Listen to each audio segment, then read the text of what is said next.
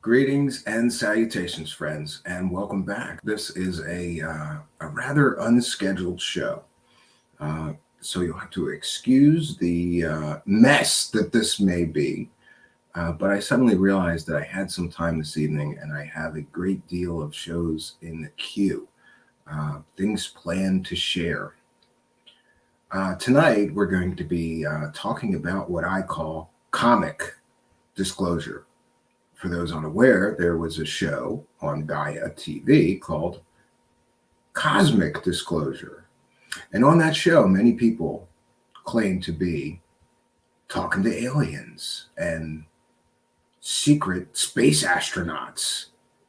The problem with that show is that none of the people on that show being interviewed telling these fantastical stories had any evidentiary support for their claims. Usually less than none, just fantastical stories about fighting aliens on Mars and being involved in a secret space program for 20 years and then being medically put in a med bed and age regressed 20 years. Fantastical stories, right? No evidence, no support. And one of the clowns on this show, and I'm calling him, yes, Randy Cramer. Randy Cramer, you are a fucking clown. Randy Cramer is a fucking clown. But worse than that, he is a stolen valor clown. Stolen valor, for those that don't know, is claiming military service that you did not take part in. For years, Randy Cramer has claimed to be a member of the United States Marine Corps. None of that pans out. And tonight we're going to show proof of that, detailed proof of that. Here's what some people should be aware, including you, clown Randy Cramer, you fucking idiot. If you're going to run around and claim to be a United States Marine Corps,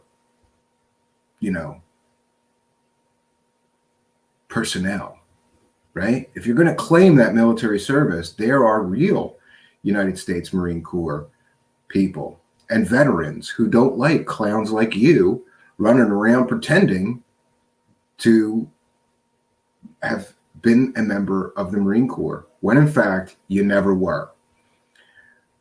Randy Cramer, by the way, has famously threatened some of his detractors or people who revealed information that would seem to indicate that he's a stolen valor fraud.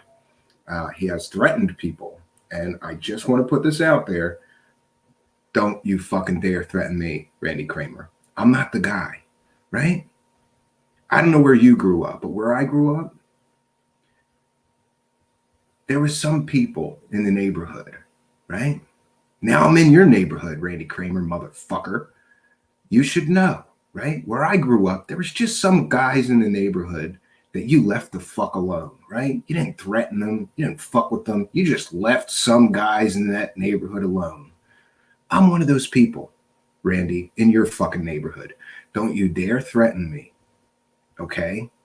I'm going to reveal what I'm going to reveal. And I've got facts and I've got evidence. And you've got fantastical stories about battling space reptilians on Mars. And I just want to know, since you were probably interviewed by Kerry Cassidy multiple times, right? And we've previously covered how Kerry Cassidy believes that reptilian aliens want to fuck us and eat us.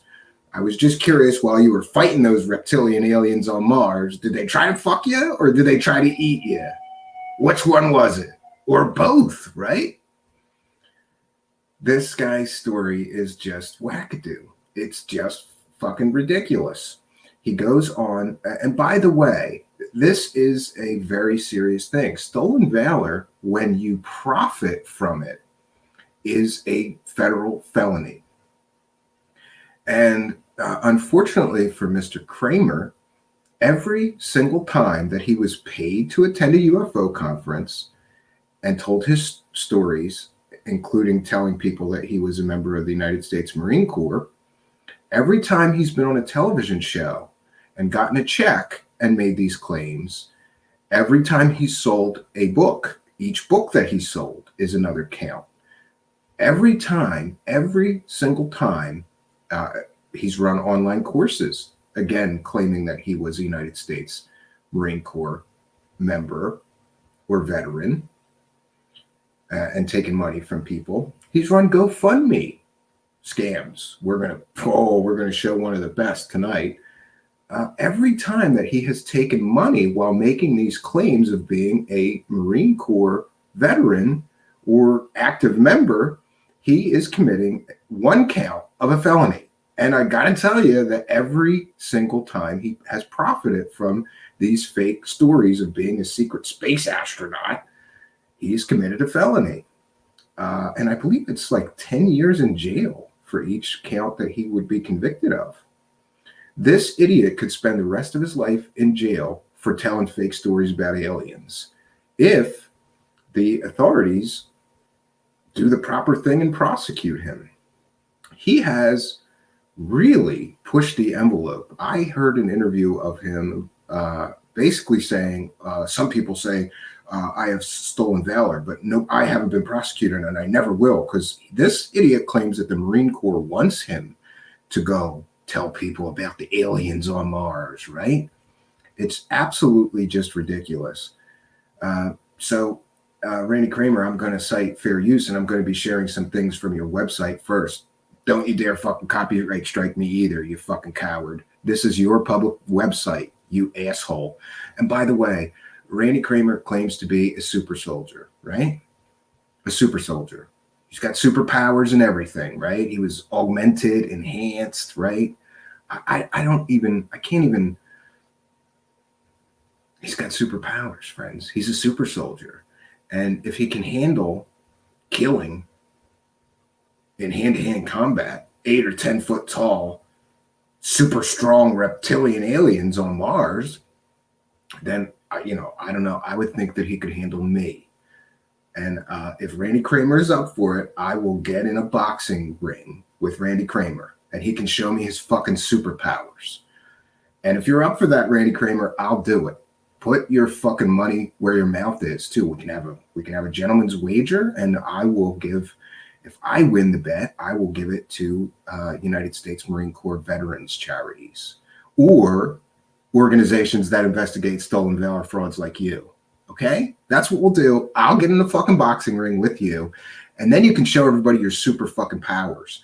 Because you, piece of shit Randy Cramer, if you can kill a reptilian alien that's 8 foot tall and super strong with your bare hands, you should be able to beat me in a simple earthly boxing match, right? And we'll make it easy. We'll say, like, I don't know, 8 rounds, right? You're an older dude. I don't want to kill you. So 8 rounds? We'll do 8 rounds, right? You can fuck, even an old super soldier should have enough, alien AI black goo injected into his bone marrow left to give him one good last fight, right? And while I realize that challenging some guy who claims to have superpowers to a boxing match is kind of ridiculous, this is the world that we live in. These guys are out there making these claims, and they can't back any of this shit up, right? So if Randy Cramer wants to shut me up, get in the ring, bitch. Just get in the ring. I'll fly to your city at any date that you want, and we'll do that. But I'm filming it, and I'm going to put it on my show. So in short, if I have to do that to prove that this guy doesn't have superpowers and he's an aging, fat, washed up loser that has never amounted to anything in his life, so he came up with these fantastical stories about being someone special, a super soldier with superpowers, then that's what we'll do. And I'll get in the ring with you, and I will beat you for 8 fucking rounds. I will beat you like you've never been beaten in your life, Randy Cramer. I will fucking embarrass you, humiliate you, and show the world that you are a fucking fraud. You don't have superpowers. You're not a super soldier. You can't even beat a fucking guy like me, an ordinary human, in a simple boxing match. I'll fly to anywhere in the country, anywhere in the world. You pick the city, you pick the time, and we'll do it. My only requirement is that I'm going to be allowed to film it because I'm going to show it to the world. I'm going to show me beating a fake super soldier's ass to the world because that would be fucking gold, right? I'm sorry. It's probably very vain and selfish of me to offer this clown this kind of a challenge, but I think it displays very perfectly the fantasy world that he lives in. Because if any of this shit was real, he would go, yeah, I'm in a boxing ring with you. I'll show you my superpowers, motherfucker. And he would stomp me for 8 rounds. But he cannot. And he will not do that because that would display to the world that he doesn't have superpowers. He's not a super soldier. He's a fucking fat, washed up slob.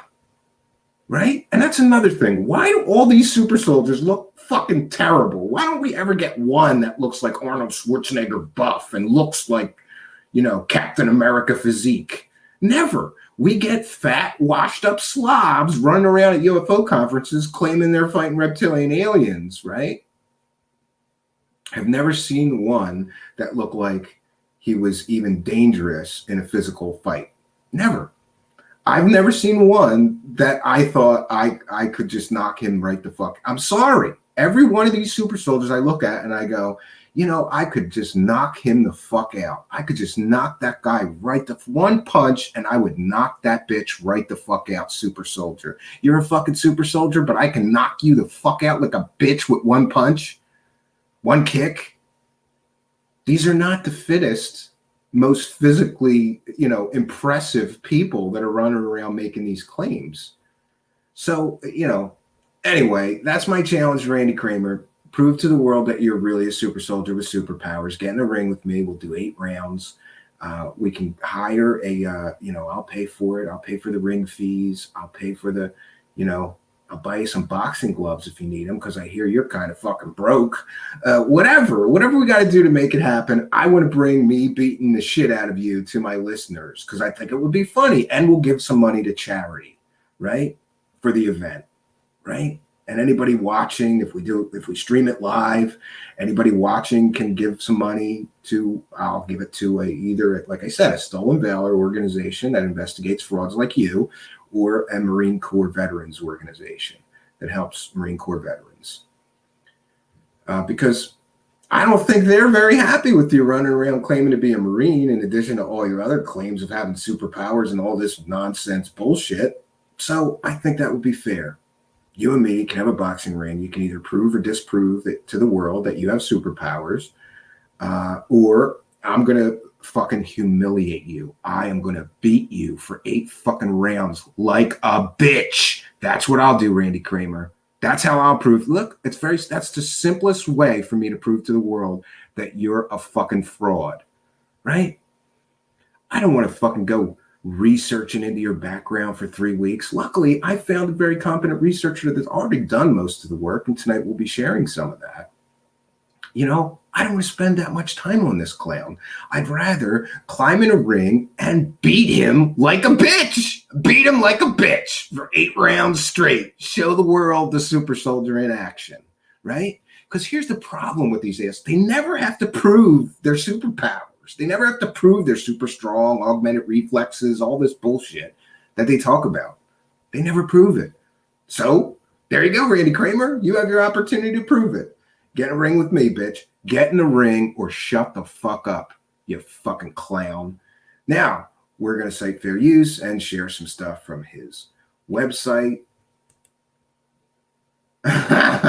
My story. And his website, Earth Citizen Consulting. Oh, wait a minute. I'm sorry, wrong one.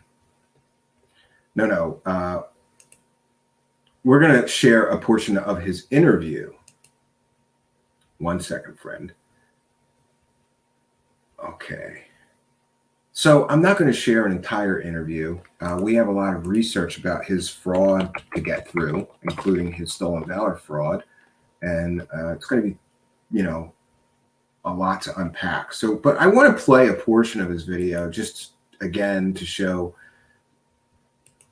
I suppose, the ridiculousness of this clown. Remember, he's a super soldier. He's super important. The U.S. military, he's on a special mission from the U.S. Marine Corps to bring people the disclosure about the aliens, you know, that he was fighting. And the Marine Corps wants people to know the truth now. Yeah, right. But he's got to do an interview, and he's doing it in his fucking car. I'm sorry, I just thought that was funny. And it's called "This Interview Might Change the World." Captain Randy Cramer on YouTube Creators Podcast. God, I can't believe we got to do this, but you know, I fast forwarded a little bit. I haven't gone through this entire interview because this guy's such fucking. Listening to this guy, I don't know. He's pretty high up there on the scale of people that I can't stand to listen to because everything coming out of his mouth is just bullshit. But anyway, we're going to share a portion of it just so people can get a sense of some of the bullshittery that this guy talks.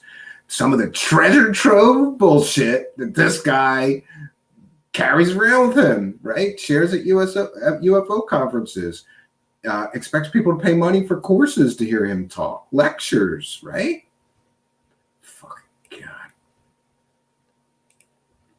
Yeah, and this is fair use. We are going to comment and critique on this idiot fraud in his car pretending to be a super soldier. Good LARP there, dude. If you're a super soldier, shouldn't you have like a top secret base at least or something? Like Captain America, right? The first super soldier? Jesus Christ. Not like Star Trek, you know, transporter technology. So it's sort of the imagine a door that opens up in your wall that goes anywhere, right? That's basically what we're talking about. Ooh, the teleport rooms. Interestingly enough, as much as we would all love to have that technology, you know, it's not really practical to go to the store using wormhole technology. So we're using kind of the wormhole technology for the bigger stuff and for, you know, super fast military access. But we do have some amazing. So according to him, the military has access to wormhole technology. Great. The electrogravitics and magnetogravitic technology, which is essentially how we get spaceships that go faster than rockets and don't have to use liquid fuel like rockets do. So you have pretty much unlimited distances, unlimited power that they can go, and they just tend to go at, you know, speeds that still, if it was just flying through space, it would still take forever, you know, years, whatever, to get from here to Alpha Centauri. That's still where wormhole technology comes in handy because he's been to Alpha Centauri. Spaceships go through wormholes too, and so when we're trying to get spaceships from one place to another, we still use wormholes.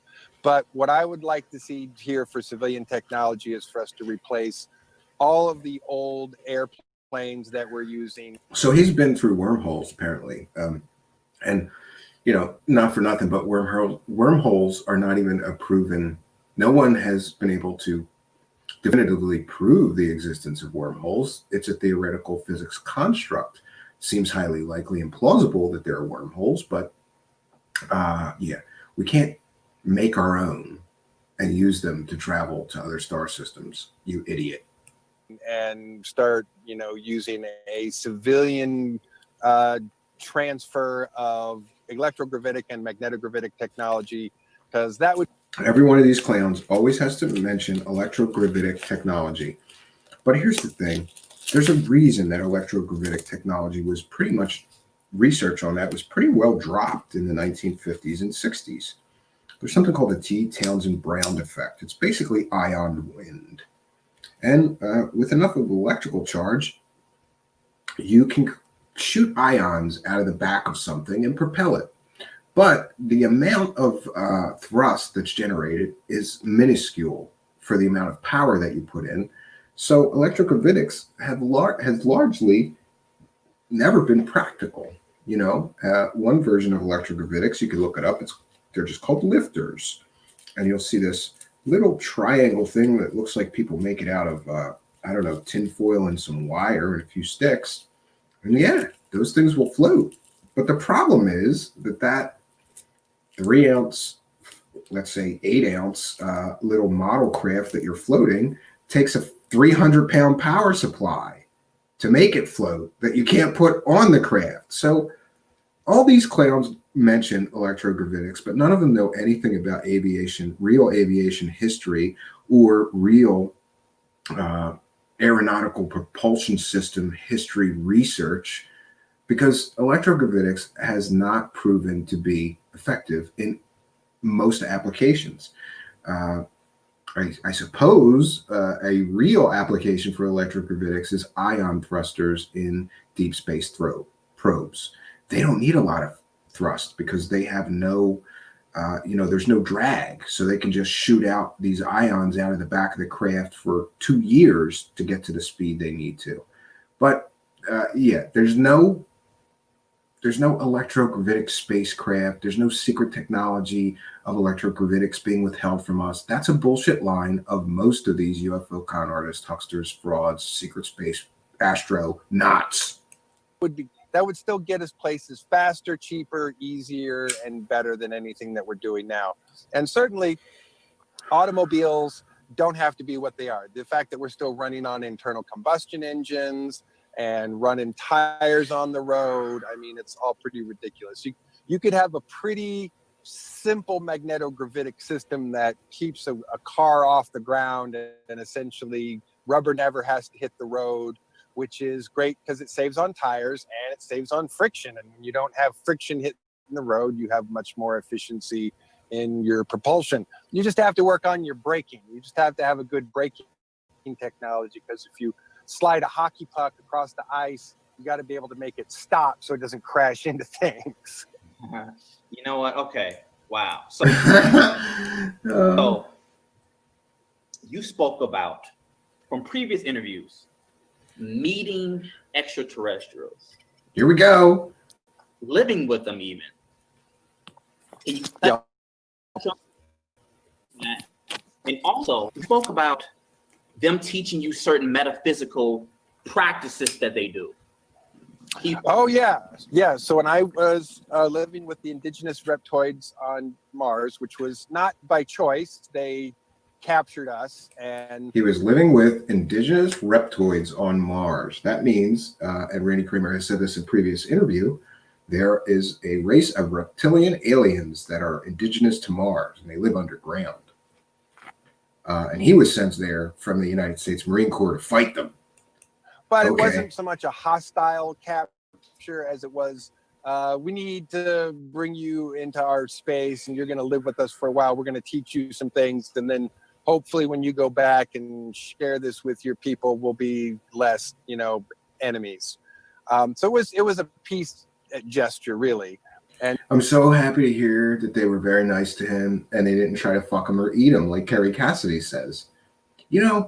It's funny to me, but all of these UFO clown stories contradict each other. Kerry Cassidy's telling us that those reptilian aliens want to fuck us and eat us. But Randy Cramer's telling us, no, they want to be peaceful and teach us metaphysics, so we'll be less likely to be enemies.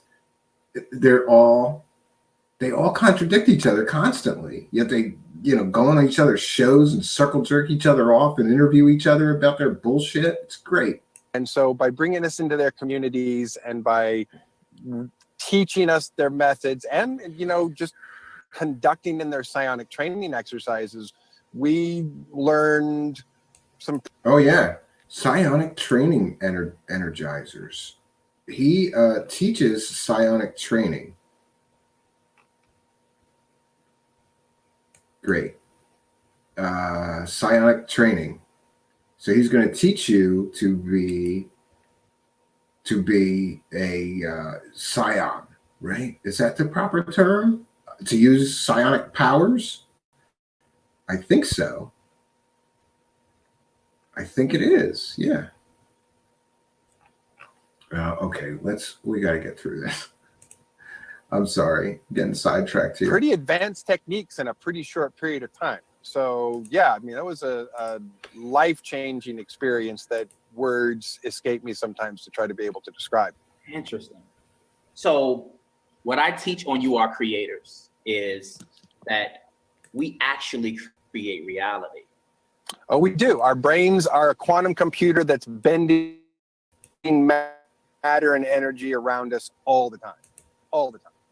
What are some techniques that we can do to enhance our ability to consciously create our reality?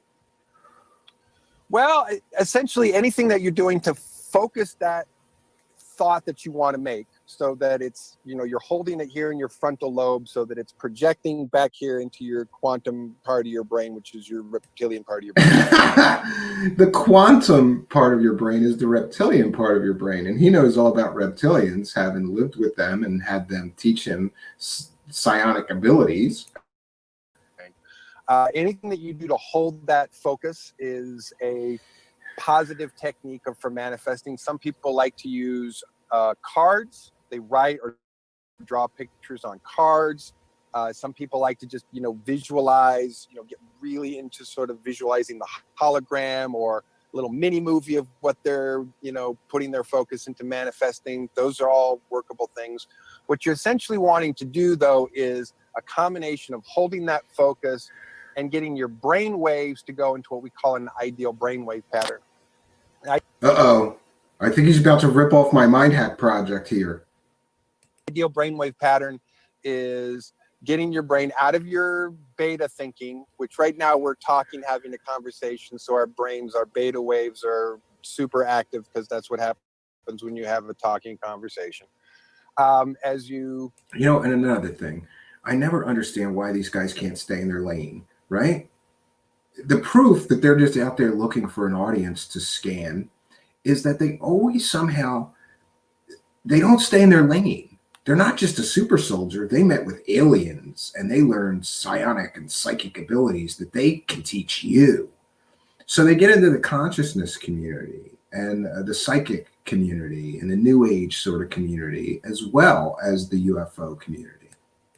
For people who know and have experience with meditative states, when you sit and you start slowing down your breathing, your brain waves start to go from your beta down into your alpha, and eventually start to kind of roll back and forth down here into your theta and your alpha range, which becomes sort of meditative states.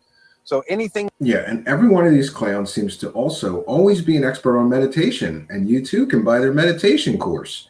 You know, it just screams con to me, but it is what it is. That gets you down. It's like these guys all read one book on meditation. None of them have any advanced knowledge of meditation or meditation techniques. In fact, I've heard at least one or two of their detractors seem to be much more highly knowledgeable about meditation and different meditation forms and techniques than any of these clowns. They all have like a grade school understanding of meditation. Oh, you know, you focus on your breath and you slow down things. Yeah, that's like it's in every beginner meditation book that you read. And that's their only real sense of knowledge that I get from these guys. It's just a very basic, you know, but it's the hook. I'm also going to teach you meditation. No, you're not. You're a fucking clown. I think you ought to meditate yourself into an office or something. If you were some big important super soldier that worked for the government, why are you conducting interviews in your fucking car like a loser? Into what we call the super brain, which is that theta part of your brain, magnifies and amplifies. I don't know how much more of this shit I can listen that to. Creative intent that you're putting into your frontal lobe, whether it's with a visualization, with a mantra, or with a repetitive phrase. Neurolinguistic programming totally works. Well, you gotta get an NLP. He hasn't mentioned Nikola Tesla yet. You also have to, you gotta mention the words quantum, neurolinguistic programming, mind wipe, and Nikola Tesla, right? Well, he kind of did. He kind of glanced on Nikola Tesla with electrogravitics, but you know, yeah. These clowns all follow the same pattern. I have always been fabulously healthy. I have always, you know, had. We're going to skip ahead and get to, hopefully it's more aliens, because accelerated that process, what would have probably otherwise taken years into months. Okay, so what did they demonstrate? I mean, like, could they move things with their mind? Oh yeah, we practice telekinesis on a regular basis. Yeah, absolutely. The aliens taught him telekinesis. Dude, show us you doing it. Why don't you float that fucking dirty teacup? Wow. I've been teaching my students a rudimentary technique. So I've been teaching my students the telekinesis technique So there's another important part. Show us, Randy Cramer. Show us you doing telekinetics, which, by the way, for those that don't know, that's moving things with the power of your mind. He can't do that. If he could fucking demonstrate it. This is crazy. When you do these techniques on a regular basis, on a daily basis, what starts to happen is you start to rewire your brain and you start to rewrite your genetic code. Probably the most important thing that I was ever taught by the indigenous reptoids was, what is DNA at its most fundamental? And what DNA is at its most fundamental is not a blueprint, it's not a code, it's not an operating system. At its most fundamental, it is liquids of varying viscosities. Because once you understand that DNA is liquids of varying viscosities, you realize that it's very flexible. What a bunch of science mumbo jumbo bullshit this is. I mean, go ask a geneticist that studies DNA how he feels about that statement. I'll just leave it at that. It's fuck an idiot. Very, very flexible. Water and liquids are the easiest things to manipulate. So once you understand that it's a fluid of different viscosities, and you're rewiring your brain and you start to rewrite your genetic code, that's you cannot rewrite your genetic code, you asshole. If you could prove that. Show us your genetic code before, and then show us your genetic code after you rewrote it. He won't do that. Truly start to manifest other abilities. So getting stuck back in Yeah, and I gotta tell you, this clickbait shit is ridiculous. I mean, after all, this is titled "This Interview Might Change the World." other body. Randy Cramer's changing the world. I have to relearn the things that I had learned before. So I had a brain and a body that was rewired to do those techniques at a more advanced level. Then I got put into another body and another brain when I got sent back. And so I'm having to relearn a lot of these techniques that I used to be much better at. So yeah. And that's another one of this idiot's bullshit claims, is that basically he's on his like third cloned body, right? There's a phenomenon that occurs in cloning, which is called genetic fading. So, and this is, again, it's so fucking stupid that I even have to talk about this. But this guy claims that he's on his third genetically cloned body of himself. Again, there's a phenomenon in real cloning called genetic fading, and it is very evident to a real geneticist they can tell. In other words, if you take Dolly the cloned sheep and examine the DNA, you'll be able to tell that it was a clone. So here's another way that Randy Cramer can prove his ridiculous claims: just submit his genetic material to a real, person that studies DNA, that is familiar with cloning and cloning techniques, and they'd be able to tell if he was in a cloned body or not. But he's never going to prove that. He's never going to do that, but he could. Just put that out there, Randy Cramer, you fucking clown. I have a TK trainer that's basically like a glass tube that has these little objects swinging from little strings on them. And, I get them to spin around and practice at it. And there's lighter objects and heavier objects, and we're moving up to heavier and heavier objects for a heavier trainer. I've heard him tell this bullshit about being able to move things with his mind 10 times. He has never demonstrated it, right? Why wouldn't you? If you had superpowers and you could show the world that you were real by displaying your superpowers, why wouldn't you show them? Why wouldn't you show the world, Randy Cramer, you fucking clown? Show us your superpowers, you fucking clown. Trainer, and eventually, be able to throw a baseball at people or something. But it's a practice that takes daily diligence to rewire your brain and to rewrite your genetic code. So anybody who wants to learn like advanced techniques like that, you just have to have the daily dedication to recognize that what you're doing isn't like, oh, I'm doing this thing and then I'm just going to get it one day. No, that's not how it works. Like, you're doing this diligent practice that you need the diligent practice, and you need to pay him for his course on psionics and advanced psionic techniques.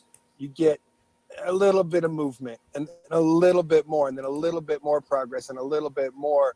Nobody gets big and muscly by going to the gym one day a week and doing a set of curls. That's not how it works, right? You want to get big at the gym, you go to the gym and you work out. when you're training your brain, it's the same thing.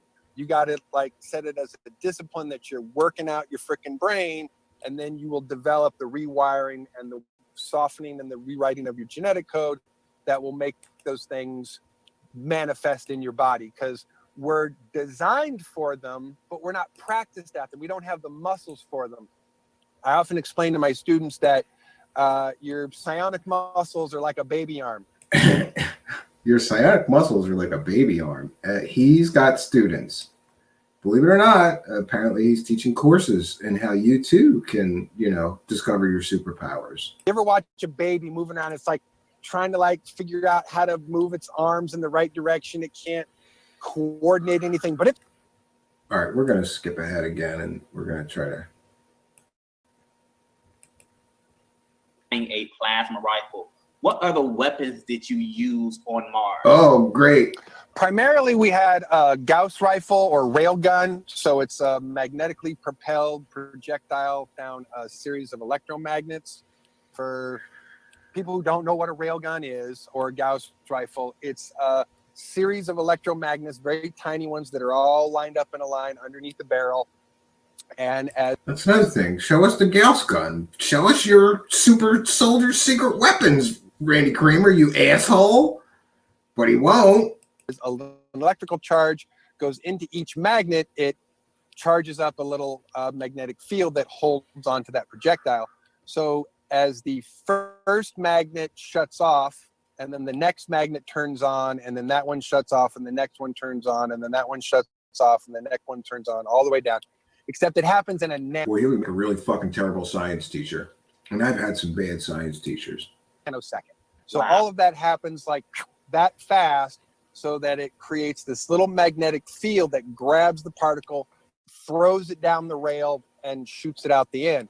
So it's the right. I guess having a gun like that is how he kept himself from getting fucked and eaten on Mars by reptilian aliens. Good for you, Randy Cramer. You got a real gun, so you didn't get reptoid raped. Rifle without a chemical explosion. So you have no kick. There's none of this. There's none of this happening. You get to hold a steady shot the whole time and just each one. So there's less heat. There's less kick.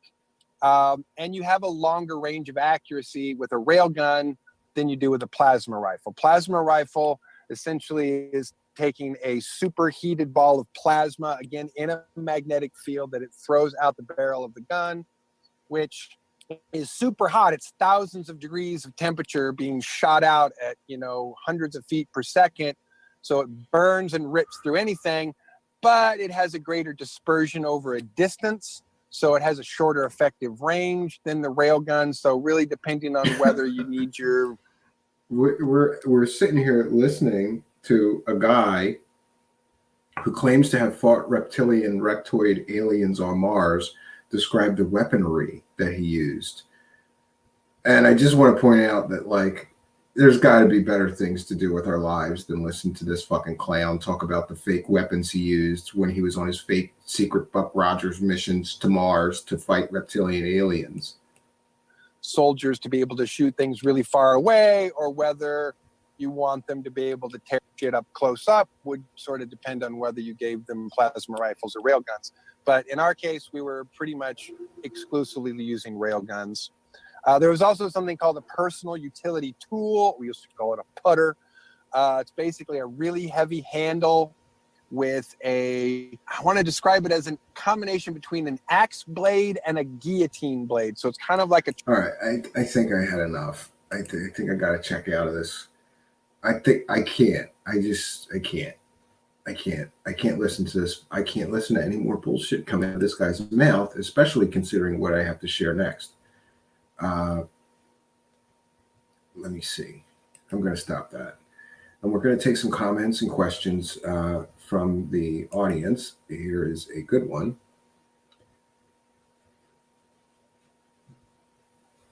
A fake unacknowledged special access programs do exist, though. Actually, 6A, they do exist.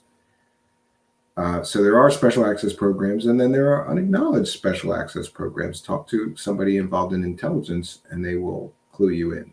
Is he involved in one? No. Yeah, energy sword. Maybe he had an energy sword too, right? What a fucking... I can't believe that I'm spending my time doing this, but I am. Okay. It becomes a form of entertainment after a while. I guess the ridiculousness of it all, the going through the claims, these characters are certainly entertaining. If nothing else, these guys are entertaining. Okay, so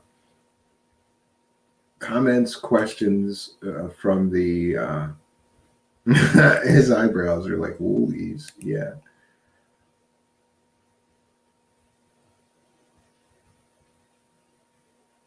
So I wanted to share. Let me get into my email.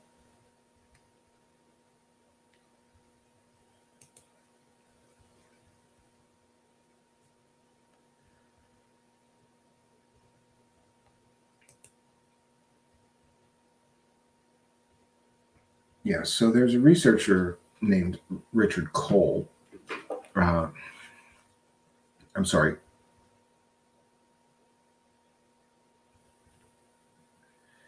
We're going to have him on our show, but there's just so much stuff to unpack here that I thought it would be better if we do this in parts.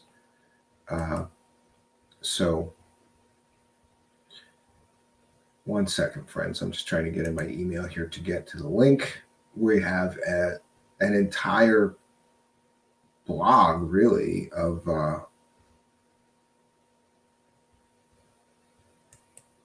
one second. An entire blog of research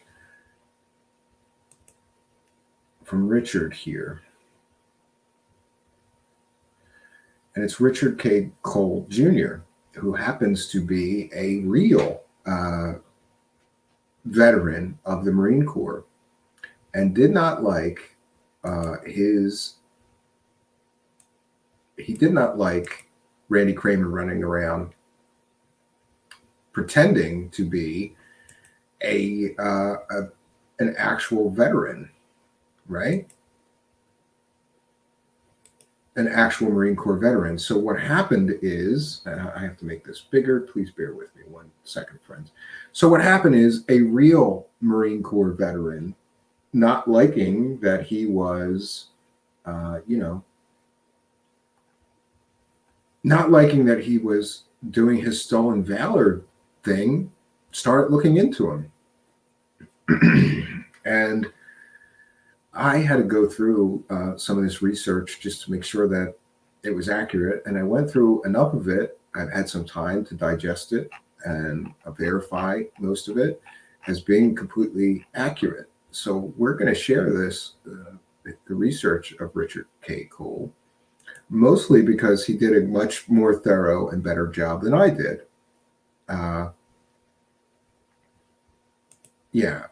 Out of mind, can you get him the phone number on Twitter, or I'll put it up. And yeah, Eric can call in, but I wasn't going to open the lines, but he may have some insight. 1 second, Eric, we're going to get you the number. And yeah, I have my phone here. So we're going to cite fair use. This is a transformative work, but we have the permission of this blog author. And the blog is actually called Exposing Douglas Dietrich. And most of the blog is an incredible amount of research on Douglas Dietrich, which we're also going to get into. And we're going to interview Richard Cole about his research. But I thought we could just, for part one, go through some of this great stuff that he found. So again, we're citing fair use. Eric, you have terrible timing.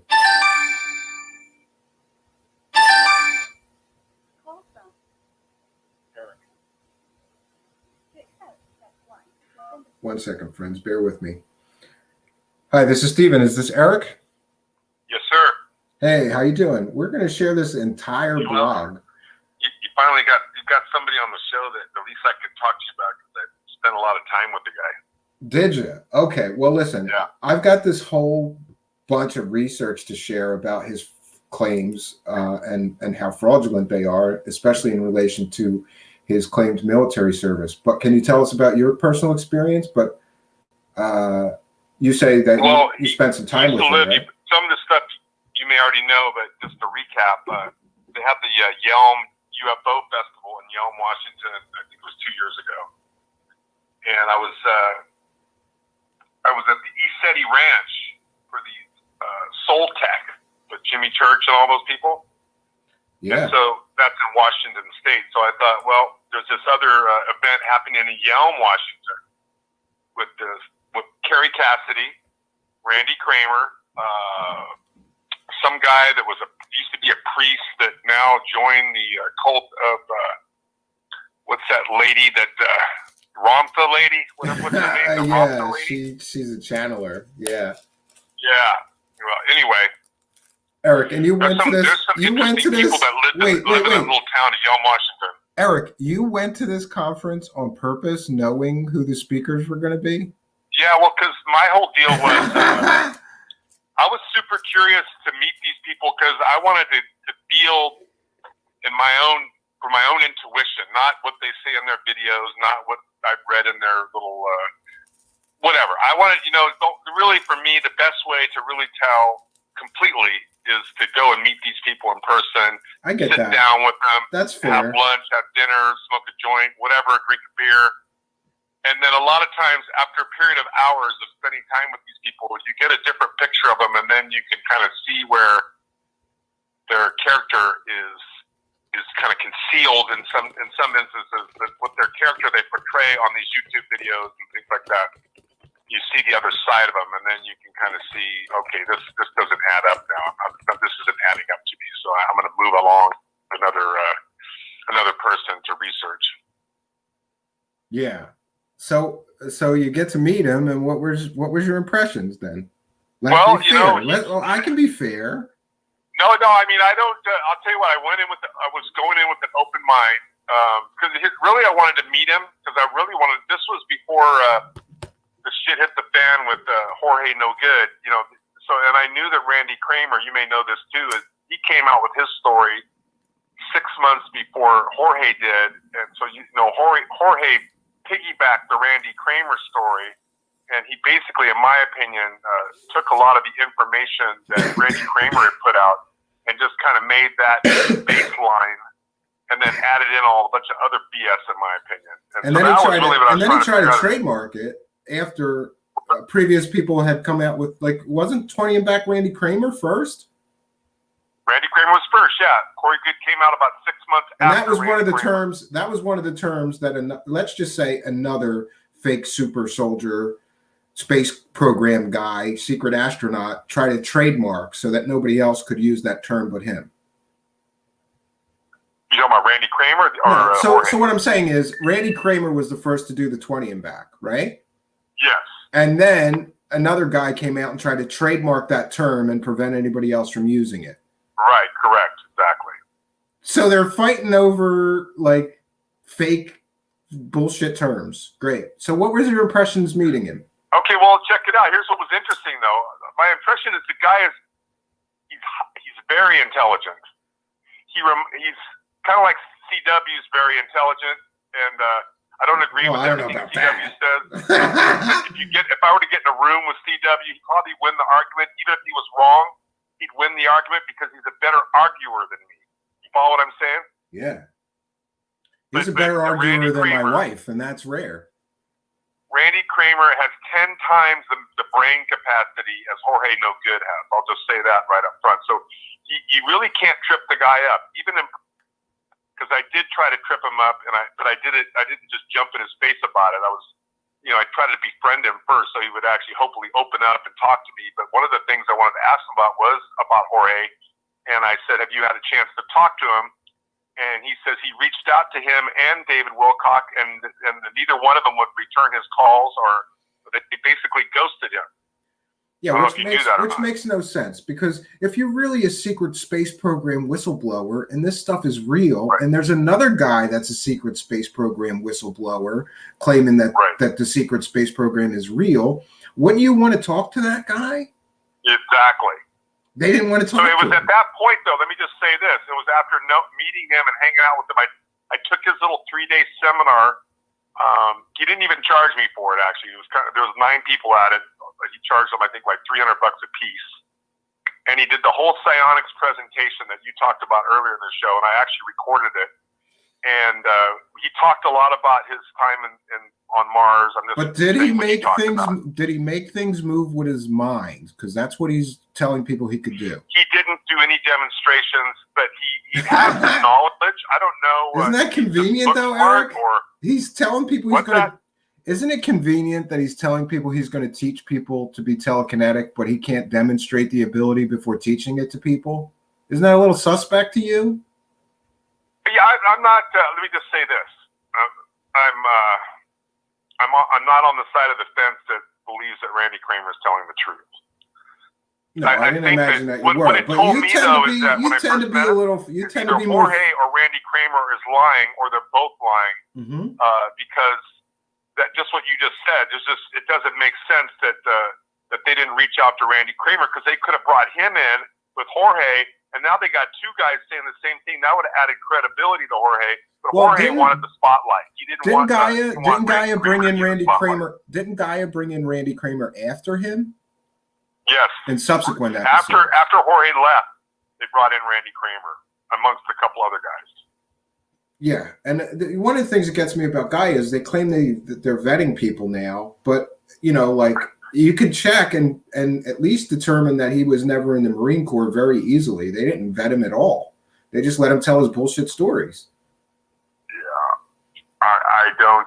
Oh, I'm sorry. I didn't mean to interrupt you. So you meet the guy. No, I don't understand Gaia's thinking. Yeah, they're into too much fake shit. I don't understand their thinking. But no, you didn't really interrupt. But the thing so tell us about the course. So you took the course. Was it worth $300? Was that course worth $300? Had you paid for it? Well, yeah, but I didn't have to pay. He let me do it for free. Okay. But it was the information that I got out of that course that he taught for 3 days had easily a value of $300 from my perspective, because I learned a lot. Okay, that's fair. That's all. I mean, a lot of the stories he tells, obviously they're stretched. But one thing, he's good friends with Andrew Bashago, and Bashago lives in Washington State also. He's not too far from Yelm, Washington. I think that so he talked highly of Bashago, and so he kind of used Bashago to add credibility to his story. You know what I'm saying? Mm-hmm. But anyway, so check this out. That doesn't make me feel any better that a fake Marine. I'm not trying to convince you. Yeah, I mean, like a fake Marine Corps guy and a guy that's a lawyer that is a fake time traveler are gonna. Circle jerk each other off, and prop each other up as being credible. Yeah. Well, and just so you know that that interview he did in his car, I asked him about that too. Why are you doing interviews in your car? Because we interviewed him on the Quantum Hologram Matrix a few years ago, and I didn't ask him on the radio, but he said that where he lives, he doesn't have cell service. And he has to drive a couple blocks down the street to have cell service. And I think that part is the truth, I believe, because when I did try to contact him a few times, I would have to send him messages, and then he would have to drive down the street and then call me back. And so we had a little rapport going there for a little while, and then I left, and I did the interview with him, and I just kind of moved on to somebody else. I didn't really, because his story. There's nothing about his story that can be verified. I mean, it's just unverifiable. Yeah. Well, somebody in the live chat is reminding me that somebody in the live chat. I'm not going to waste my time on people that you can't verify any of their information. What about Sarah Adams, though? Because somebody in the live chat is claiming that you defend her as well, Sarah Adams. Another person with superpowers. I would consider her like an acquaintance friendship. I mean, we've spent some time together. She did. I think I told you before. She did do when I called in last time when you very first talked about it on your very first show that you did. Oh yeah, I forgot that you did that. Yeah. Yeah, but she does send me a lot of text and information, and I don't really get into a back and forth with her about it because, again, a lot of what she says is not verifiable. Doesn't mean that I think she's a liar. It just means that I can't prove any of it. So what am I going to do with that information? It's like, I can't overwhelm myself with information I can't prove or verify. That's why I like to get out there in the field and do my own research. Yeah, and I agree with you. You know, Yeah, a lot of these people want to send you 6,000 pages. It, then I can say, you know what, I experienced it, and it's real to me. I'm not writing a book. I'm not trying to get on any TV shows. I'm not trying to make any money off of this. So I think that adds a little credibility to some. And I'm not really, as you know, I don't have a radio show, and I'm out there promoting myself. So I don't really have an agenda. My agenda originally was to try to figure out who's lying, who's telling the truth, and who am I on the fence about. And I think I would say more than half of them are liars for sure. There are some people that I met that you've never even heard of that aren't even in the public view that I think are telling the truth 100%, but they don't want any attention. Yeah, I've met a few That's people why like some that of these myself. stories I believe that are coming from other people, but not the people that are telling the stories. I think a lot of these people that are telling the stories, I'm not going to say Randy Cramer's telling the story, but these stories are co-opted from other stories that have been written about and years ago, maybe in some fairy tale, I don't know, and they piece together these stories, and then they create their own narrative and their story around that narrative, and you can't prove it, you can't vet it, you can't verify it. So, you know what I mean? But there's a lot of people out there that they like the woo. They want it. The woo gets them excited. They get into their little fantasy land. Yeah, we need more woo. So can you get me some alien hybrids to interview? You know who's the one I do believe? I'm going to tell you who I do believe is Geraldine Orozco. I'll look her up. We might have an alien hybrid. She is amazing. I've seen her in person many times. I've seen her presentations. Geraldine Orozco. Say her name again. Geraldine Orozco. Okay.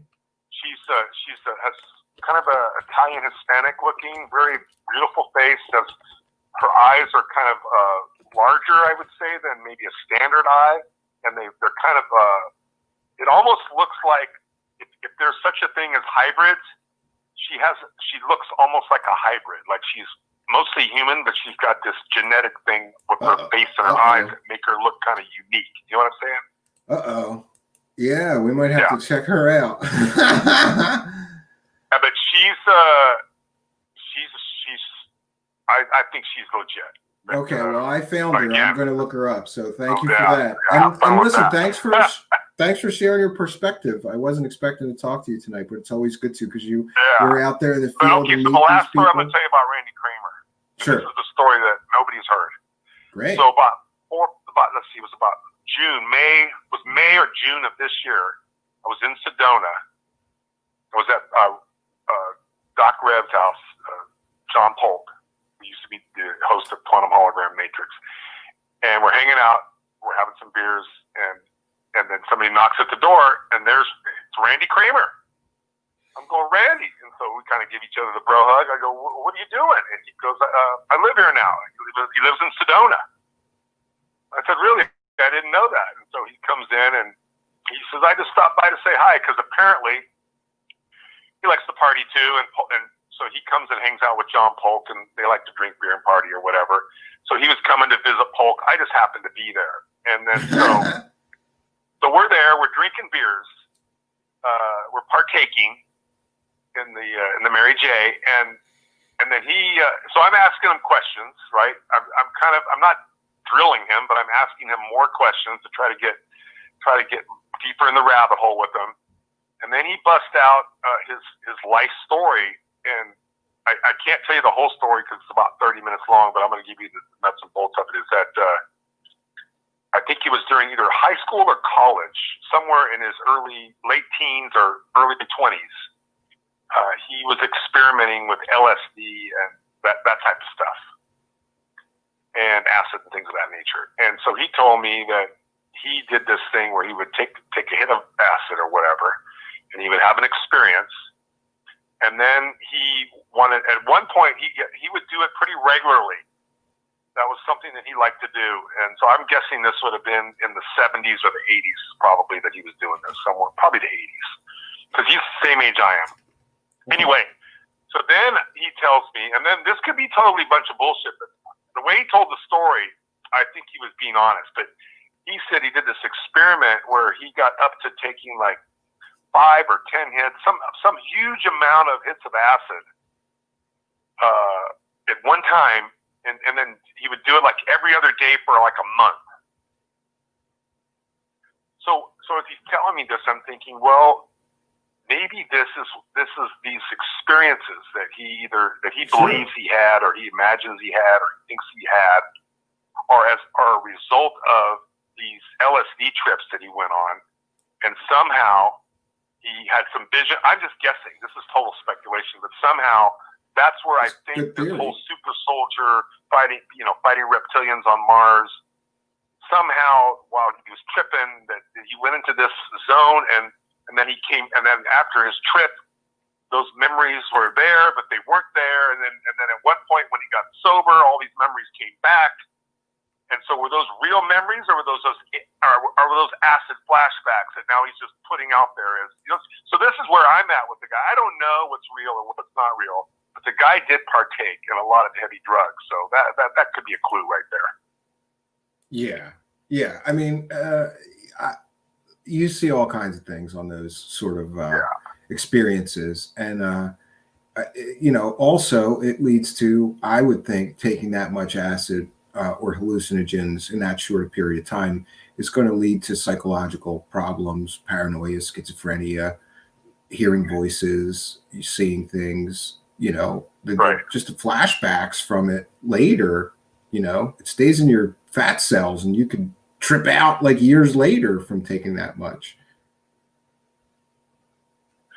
I will say this though, if you were just to like walk into a room and he was sitting there and you were just hanging out, people, a little party or whatever, and people are talking, the guy seems completely normal. He doesn't act like he's special, or he has none of that Jorge no good persona about him. He doesn't come off as arrogant or cocky. He's very friendly. He's very polite. He's very respectful. He's actually a cool guy. So that's why I don't bash the guy. If I like somebody, I research. I may not agree with him, but I'm not going to bash him. And the reason why I'm willing to bash Jorge is he's just a complete asshole. I just hate the guy. So that's why I have no problem bashing that guy. And David Wildcock. Can't stand the guy. Just can't stand the guy. Another fraud. I mean, I'm not afraid to say it. He's a fraud. Yeah, maybe I need to socialize more with some of these clowns, and then I will soften up. Right? But Sarah, I think Sarah's got a good heart. I do think she went through some experiences. Her family, her mother, I don't know if she told you, did she tell you anything about the history of her mother? It depends on which time, because once she told me that her mother was like French royal bloodline, and then another time she told me that her mother was an alien or an alien hybrid or something. So yeah. None of it's verifiable, But see, here's the thing. I'm in Facebook. I only do Facebook to be on these.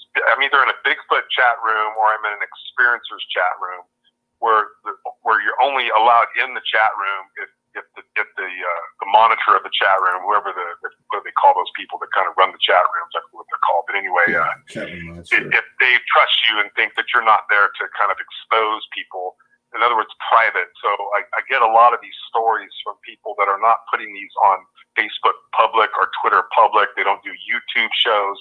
They're just chatting in these rooms with other people that are claiming to be experiencers. So I get a lot of information there. And then a lot of times I can go and then verify their information. And then I can say, this person, I think maybe they are. Like this one guy I met in this Bigfoot chat room. I'll just say this, and then I'll let you get back to the show. But we were chatting, and I said, I had an experience with a Bigfoot at Happy Jack, Arizona this year. And so he says, I have a Bigfoot private chat room. And he goes, go to Facebook, and I'll give you an invitation. Anyway, so he's got this video. He says there's a family of Bigfoot living in his backyard because he lives in like in the forest area. And he's got all these videos. Dude, I have enough trouble with bears at my cabin. I can imagine that having a family of Bigfoot around would suck. Yeah. So he's even recorded one that was, he said that was on his roof that was trying to get into his window. an audio recording, not a video recording. And but again, this is another guy who's his public persona does not talk about this. He's not nothing. There's nothing on his public. You'd have to be in a special little group to even have these conversations. He's in other words, he's in the closet about it publicly. He only talks about it privately with people that he trusts. So this is where I think some of these people are telling the truth because they have no agenda, no motive. Yeah, if somebody's not trying to profit from it, then that's a different story. But if they're running around taking conference speaking fees, selling books and DVDs and courses and telling bullshit, then they're less credible to me. But well, I appreciate your perspective and your fairness. The COVID has kind of crushed the market for a lot of these people. I mean, they're not going to be able to promote themselves or make as much money without being able to go to all these conferences. I mean, at one time, you probably know this. Corey Good was getting 10,000. I think at one particular event, he might have gotten 20 grand just to make the weekend appearance. Wow, good for him. And then there was a Conscious Life Expo. I think it was 2019 or 2018. I went there and he was there, and it blew my mind because I didn't really want to go there, but I had nothing else to do. So, and some of the Badernots were there. It was hang out party. Mostly, we don't really care about the speakers. We're just hanging out partying. But David Wilcock and Jorge had the line to get into that conference room was literally like 2 blocks long. I'm not exaggerating. It was an amazing amount of people that were packed into this room to hear them talk. And this is when they were hot. This is before people were starting to question them and expose them. This is all that before all the shit hit the fan for those guys. But then the next year, Conscious Life wanted him back, and he doubled his fee. I think it went from 10 grand to 20 grand, or from 5 grand to 10 grand. I don't remember what the number was, but he increased his fee, and then they didn't have him back because they weren't willing to pay him the fee. Yeah, I've heard a similar story. So he's I appreciate kind of shot himself in the foot.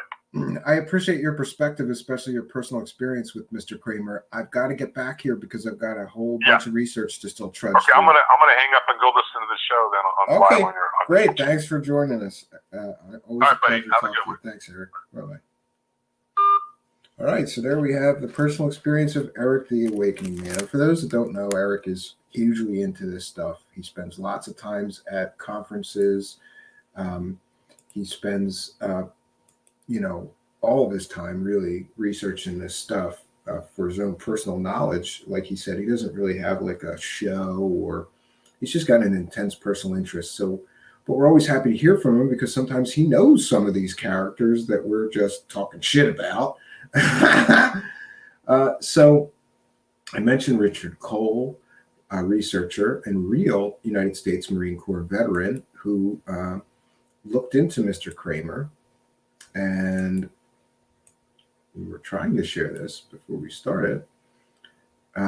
So this is from his blog. It's very nicely organized, and I thought we could just go through this. And here's why. I have a folder of similar but not as deep evidence that I had gathered on Mr. Cramer.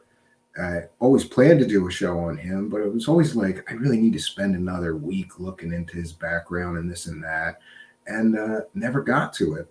I have found, however, that Mr. Richard Cole's research it aligns with mine, and like I did some requests for his military records and got similar results. And I've checked into most of this and find all of the information he presents here to be factually correct and accurate to the best of my ability to check it and knowledge about this. Okay, so Randy Allen Cramer claims he is an active duty U.S. Marine Corps captain authorized by headquarters command staff to inform the public of details of an unacknowledged special access program, USMC Special Section. He claims he has been upgraded in his security clearance in order to access classified intelligence files regarding the secret space program involving, among others, the United States Marine Corps. Yet after nearly 5 years of public exposure involving hundreds of hours of interviews, conference appearances, and numerous websites, Cramer has yet to present a single document as evidence of the program or of his own service within it. Cramer's claim that his service is the United States Marine Corps is classified, as well as the existence of a United States Marine Corps Special Section Unacknowledged Special Access Program, is absolutely untrue. Cramer has also claimed he served in the U.S. Navy as a SEAL. I remember that. He was not only a Marine Corps member, he was a Navy SEAL too. Friends, you can't be both at the same time, at least not to the best of my knowledge, but what do I know? The U.S. Department of Defense, and in one case, the Department of the Navy, does not classify basic information regarding a person's service record. So Cramer's claim is that, well, if you look into my military background, you won't get any information because all my information is classified. No, they would at least acknowledge that he served in the United States Marine Corps, even if he worked on classified projects. And that's not what you get when you look into it. Okay. Unlike some crowd, okay, so where were we at here? I'm sorry. Okay, such information is considered a matter of public record, and information such as dates of service, rank, education, awards, duty assignments, and discharge are releasable information under the Freedom of Information Act. And then we get into this GoFundMe. Unlike some crowdfunding sources which require the goal to be met before any donations can be accessed, GoFundMe allows the immediate use of funds to the beneficiary of the campaign. Cramer is clearly listed as both the campaigner and the beneficiary. Cramer also claims that he is being allowed to tell his bullshit story by the United States Marine Corps command staff, and that he has been involved in weekly briefings since 2016 with his supervisor, Brigadier General Julian Smith. It's probably a bad idea for you to mention who you're getting the briefings with, because then people can check into that person, Randy Cramer. That's a fucking amateur mistake, Randy Cramer. Randy Cramer states straightforwardly that he was authorized under Article 21 by a chain of command to speak out, he says. When I agreed to speak publicly, my security clearance was raised to a blue gold 13, which was granted me full access to the United States Marine Corps secret space intelligence files and weekly briefings by Brigadier General Julian Smith personally. According to Captain Cramer, United States Marine Corps Special Section is a covert, unacknowledged special access program signed into law as a legal and covert branch of the U.S. military in 1953 by Dwight Eisenhower through the U.S. Marine Corps Secret Space Special Code to meet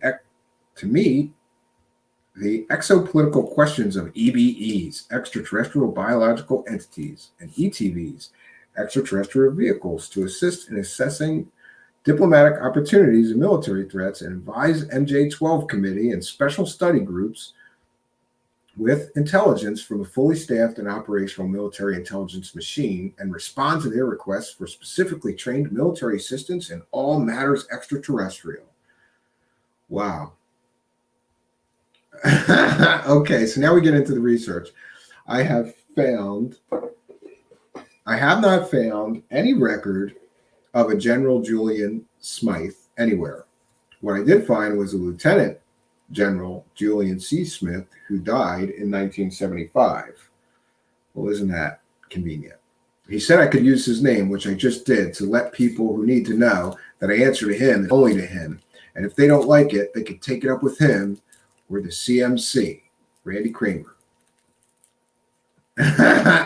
Well, Mr. Cramer, this is exactly what I have done, and your arrogant attitude will soon change. Another fake Marine exposed by a real Marine. Yeah, so here's the closest thing they were able to find, and that's Smith, not Smythe. So, okay.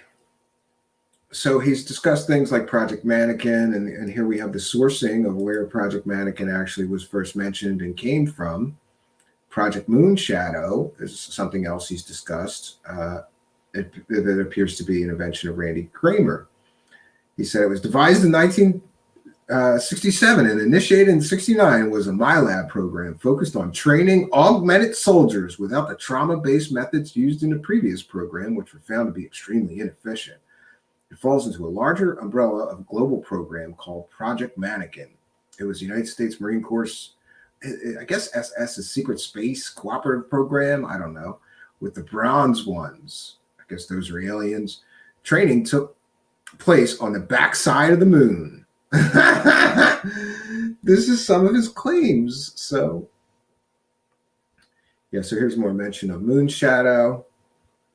Okay, and then we're going to get into the GoFundMe HoloBeds research campaign fraud.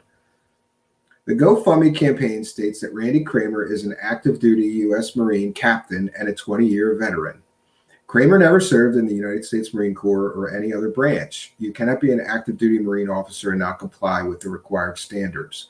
The campaign states that Randy Cramer is officially sanctioned by the U.S. Marine Corps Command Staff, Brigadier General Julian Smythe, and the Commandant of the Marine Corps, General Robert P. Neller. Okay. Headquarters of the United States Marine Corps in Quantico, Virginia, has denied Cramer was a U.S. Marine or that they are officially sanctioning him in any way. They also deny the existence of a United States Marine Corps Special Section, USAP. So here we have a real United States Marine Corps veteran calling the United States Marine Corps veteran, United States Marine Corps headquarters, world headquarters in Quantico, Virginia. And I'm confident that he got someone to comment on this, and they don't know shit about Randy Cramer ever being in the Marine Corps or his bullshit claims running around saying that he's sanctioned by them to talk about this stuff. The campaign states that donations are for the research and development of HoloBeds with a goal of $70,000 and projects with a minimum cost of $20,000. The donations are intended for Cramer's personal use and emotional well-being. And Randy Cramer is organizing this fundraiser on the behalf of Randy Cramer. And here's where we get into a stolen valor felony. He lists himself on the GoFundMe as Captain Randy Cramer of the United States Marine Corps, 20-year Marine veteran, a super soldier, and a space pilot. Oh boy. So that's a felony if he can't prove that he was actually in the military. That's a felony. Starting a GoFundMe claiming that you're a United States Marine Corps veteran when you're not is a stolen valor. It's a violation of the Stolen Valor Act, and that's a federal felony. You dumb ass Randy Cramer.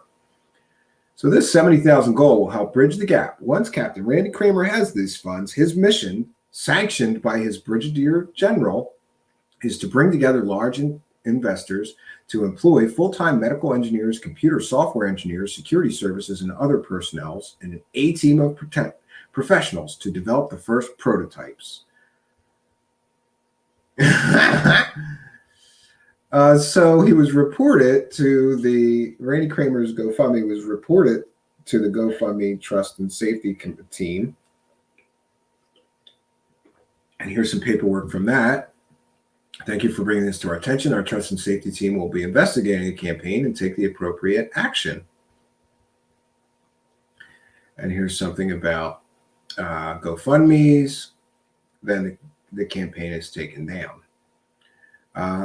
So here is from the National Personnel Records Center, and this is Richard Cole, who did the FOIA requests, and they find this individual is not serving and is no longer serving on active duty status with the United States Marine Corps. Yeah. Okay, so this is the request. And here we have, thank you for contacting the National Personnel Records Center. The military personnel record that you have requested is not at this center. In the late 1990s, the U.S. Marine Corps began retiring most military records to its Personnel Management Support Branch instead of the National Personnel Records Center. We sent your inquiry to the following office for action. So they sent it to them. Okay. So the reason they forwarded it is because there's no other record of service in another branch was found. No record of United States Marine Corps discharge prior to 1998 was found. Cramer claims both end of active service in 2007 and also that he's still serving active duty, assigned as Public Relations Officer, Independent Field Commander. and he never did receive a response from the other agency. But it's important to note that if he was he claims to be still an active member of the United States Marine Corps. If he was, the National Personnel Records Center would be able to verify that. And here is more proof that he was never a member of the United States military branch of the Marine Corps.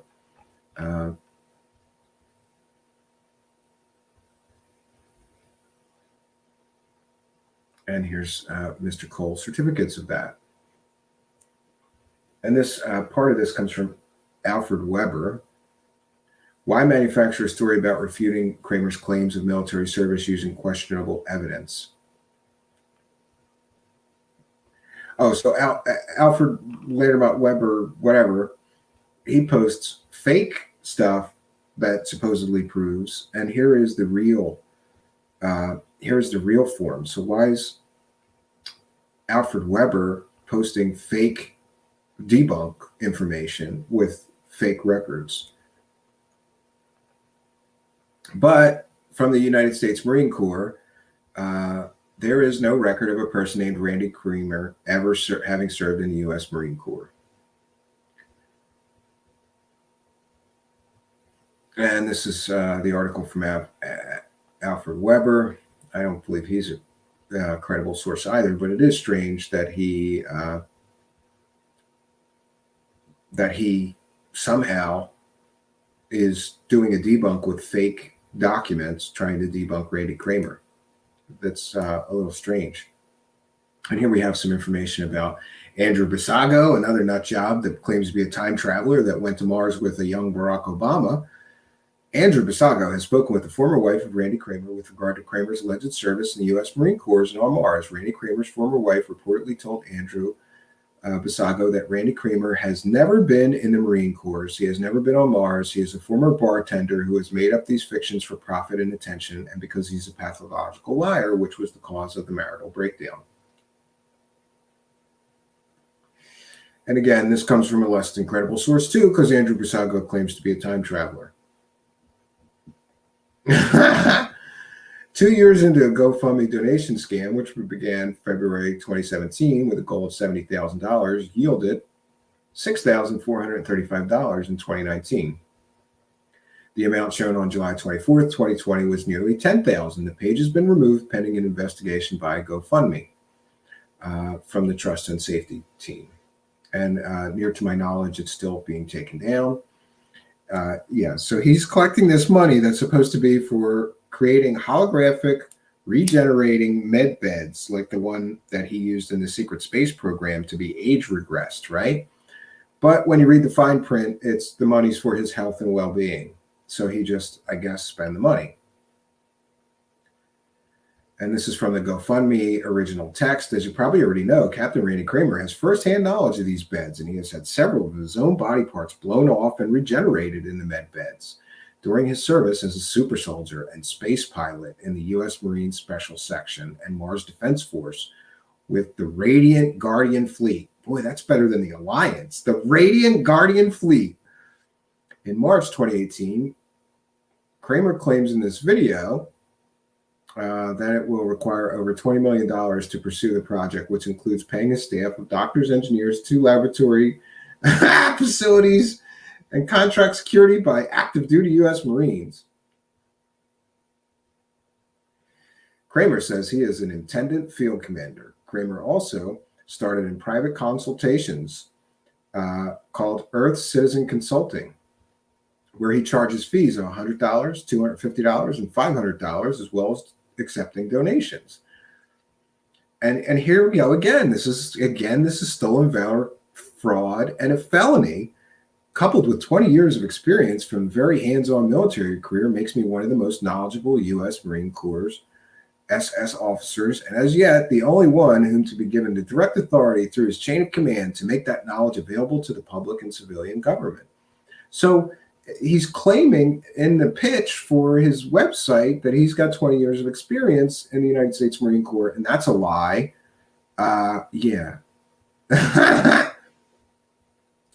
Cramer claims that after 3 years, he could still not verify his own service or obtain a record of it. He has since claimed that he is working with his congressman to sue the United States Marine Corps for not paying him during his 20 years of active duty service. And he's recently claimed it's over 30 years, not 20 years, as he previously claimed. In the following article, Cramer has also claimed to have served as a U.S. Navy SEAL. Yeah, geez, these guys always go too far with the bullshit. Yeah, and the GoFundMe was started by someone named Rainbow Light Being, who is an Australian female investor and financial donor of thousands of dollars to Randy Cramer. She apparently worked at a hospital. She experienced the pain, frustration, and emotional trauma of amputees. So she wanted to help poor Randy Cramer start a GoFundMe to help bring hollow bed med beds into reality. Why do these guys all love GoFundMe? Here's why. All donations go directly and only to 20-year Marine veteran, active duty independent field commander, Captain Randy Cramer. This is a stolen valor fraud felony right here. Him claiming he was in the United States Marine Corps in the text of a GoFundMe is a fraud and a felony. She also said she created the campaign page on Cramer's behalf for his own income and emotional motivational support. Yeah, so they're not going to create medveds. They're going to take that money, and that money went to his emotional and motivational support. Oh, gosh. There's the pot of gold. And here we have some of his traffic tickets. He's got a civil judgment from 1994 for $4,977. There's another traffic ticket. You know, I don't think traffic tickets are relevant to this, but when somebody does a thorough background check and investigation, you get all the documents that you can. Oh, this is why it's relevant. All these traffic tickets occurred on planet Earth while Randy Cramer claims to have been on the moon and Mars. So this dumb motherfucker, oh, this is beautiful. Randy Cramer, you dumb motherfucker. While you were getting traffic tickets on Earth, you claimed to be on a special base on Mars, being augmented and given your superpowers and trained to be a super soldier. And then you got some more traffic tickets while you were supposed to be on Mars fighting those reptilian aliens, you asshole. Okay.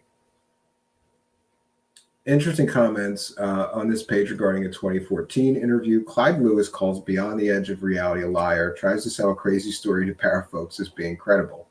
Randy Cramer is a fraud. I know firsthand his ex-wife and her mother have been swindlers out of thousands of dollars. He has a GoFundMe account to raise money to make a holographic bed. He uses this money to buy drugs and prostitutes.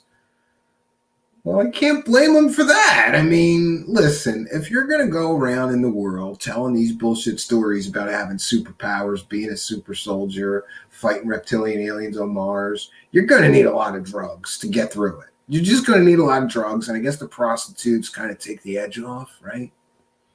I have firsthand proof this guy is a fraud. He was married to a sweet woman who he manipulated into believing his story. He then stole money from her and her mother. She can tell you he has no intent on ever making this bed. She can confirm his mental illness. And here's something from Matt D. Captain Cookie Crisp is a whack job and looks and sounds like a dork. Pretty sure he has never been in the Marine Corps. His thin story doesn't help. This story is embarrassing. Ground Zero has zero credibility on this story. Mars, and here we go. Dr. Michael Salla, of course, the doctor of bullshittery himself. He has a doctorate in bullshitology, Michael Salla. Never vets any of these fucking guys. Hey, Dr. Michael Salla, you asshole. Before you platformed this guy and promoted his bullshit stories, why didn't you do a FOIA request for his military records? Why did somebody else have to do that and prove he was a fucking fraud? You don't vet any of these people. Anybody can go to Michael Salla and tell him any kind of bullshit alien story, and he runs with it. And here's some explanation of General Smythe that he claimed was his commanding officer. Yeah, and President Eisenhower created the U.S. Marine Corps SS because he didn't trust those MJ-12 boys. Sure. Oh, and Randy Cramer's book, Technology, Mind Control, and Free Will. And it's just $45 on Amazon. This 14-page pamphlet sells for $44.75. Oh, and by the way, if he claims in this book, I think we're going to have to, get the book and check. If he claims in this book that he's a United States Marine Corps active duty serviceman or veteran, and he's selling this book, then every single book that he sold was one count of fraud relating to the Stolen Valor Act. You cannot claim military service falsely and then profit from it, or that's a violation of the Stolen Valor Act. That's a felony, and people have been charged with multiple counts every single time you profit. So for every book that he has sold on Amazon, that could be one count of fraud. For every course that he has given. And here's where it gets crazy, because there's a new secret space program insider, Carl Dury, who looks strangely just like Randy Cramer.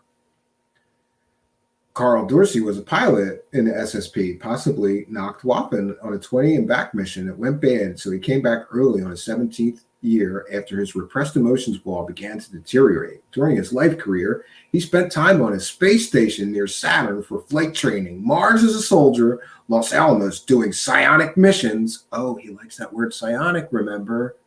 This could be some clue that Carl Dury is Randy Cramer. This is crazy. So he's two super soldiers in one. He's not just one super soldier, he's two. He's talked to ET beings he has encountered, the programming and the technology of the SSP. Yeah, and he sounds exactly, I reviewed some of this. It looks and sounds exactly like Randy Cramer to me. Could this be Randy Cramer's elder brother, Kevin Scott Cramer? Dury has been appearing in public on radio since 2016. Yeah, maybe it's a family con job business, but it just could easily have been that Mr. Cramer has looked a little older lately. So, yeah. Dury describes similar circumstances and experience, including serving as an infantry soldier on Mars during the same period as Cramer. Yet there has been no questioning of his claims nor his similar appearance. Yeah, so I watched a few of these interviews, and idiots just sat through asking Carl Dury questions, and nobody said, "Excuse me, are you also Randy Cramer?"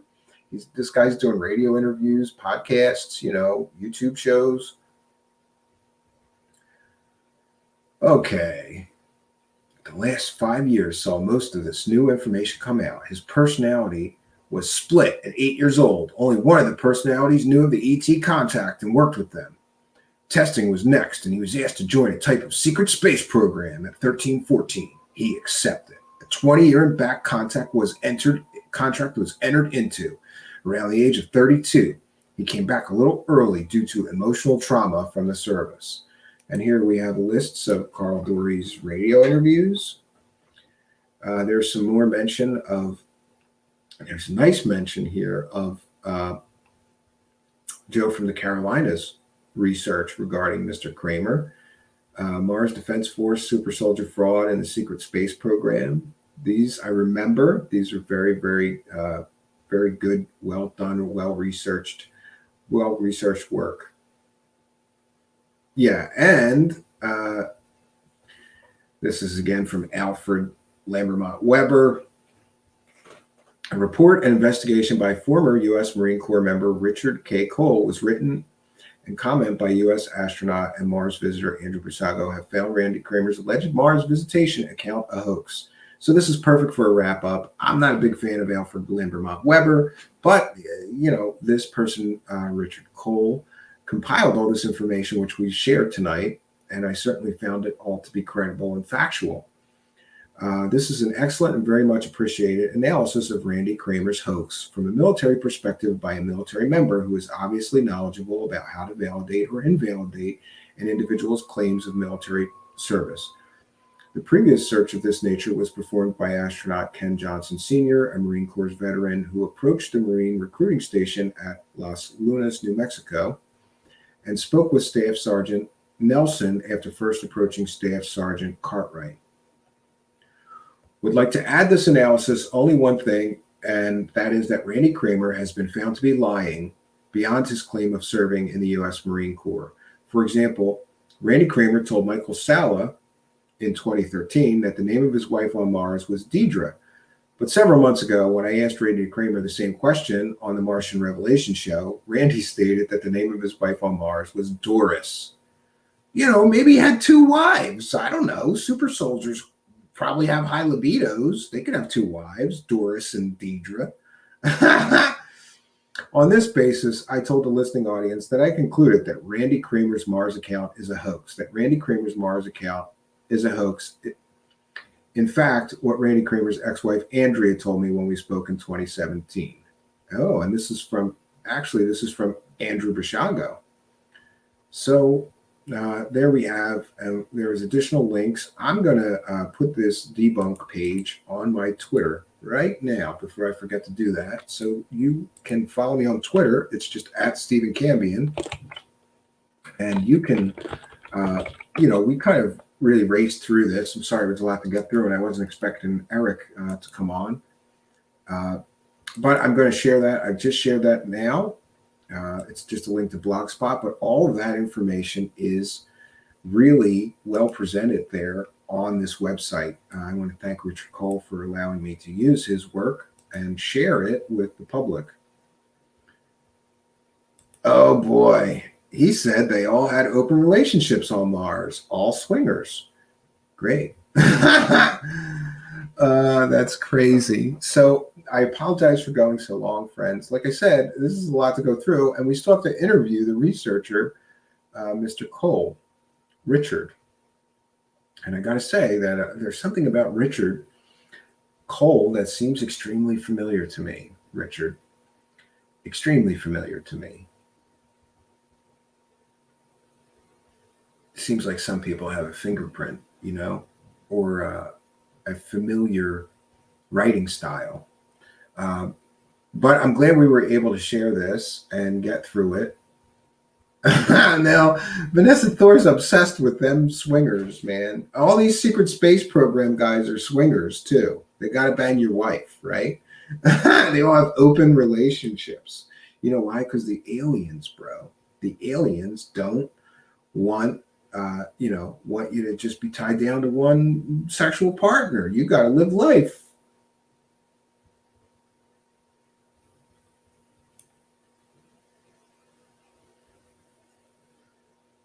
Oh, Solar Marshall is here. Shout out to Solar Marshall. Michael Salla is so full of it. What kind of doctor does he claim to be? I've said this before. I'm going to say it again, Solar Marshall. Dr. Michael Salla has a doctorate in bullshitology. That's the only thing that I can imagine that somebody would give him a fucking doctorate. No, actually, I think it's something completely stupid, actually, or unrelated to anything technical or sciencey, from what I recall, like maybe philosophy or something stupid like that.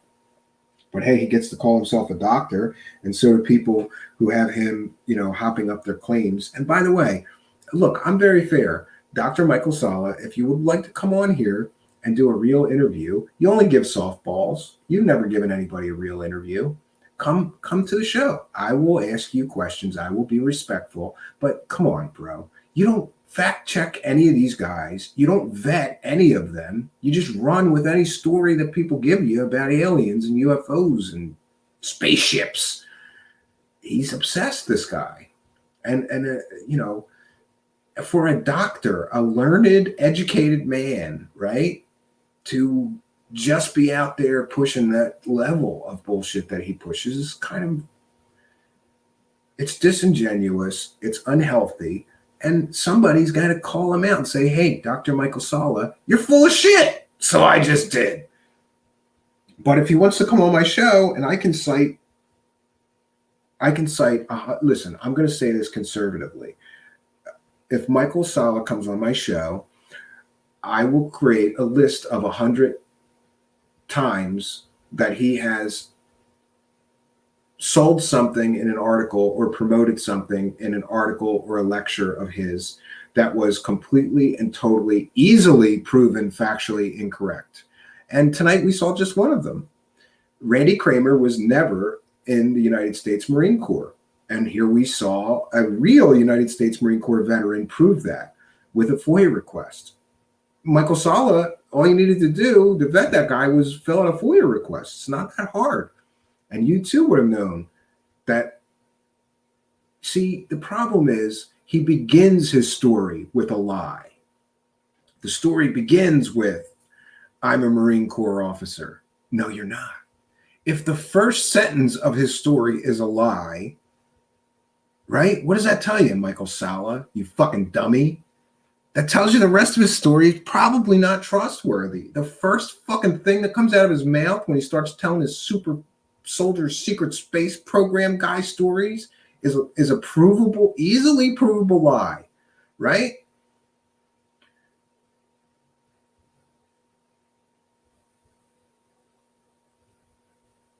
Yeah, Dennis, I will give you that, especially because we're going to be interviewing alien reptilians and reptilian aliens and I don't know, alien hybrid girls, or we're going to get some hot psychics.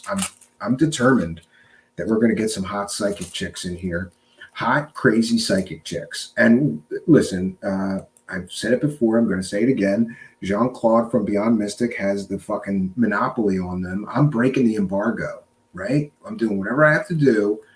I'm going to get me some crazy psychic hot chicks because he's got a bunch of them on his show, and I don't think it's fair. We don't get, why can't I get some guests like that?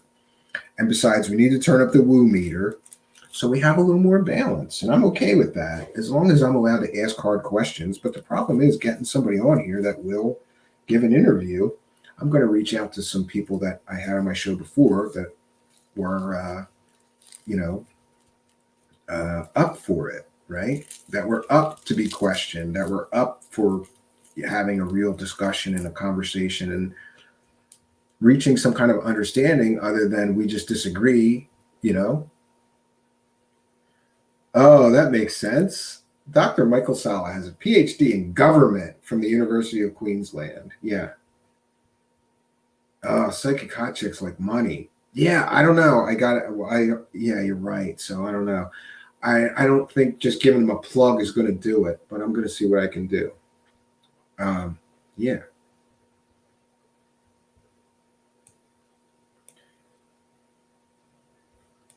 Maybe Crystal Rivers. Yeah, I don't know. I gotta get educated on the fake, or excuse me. I see. There I go again.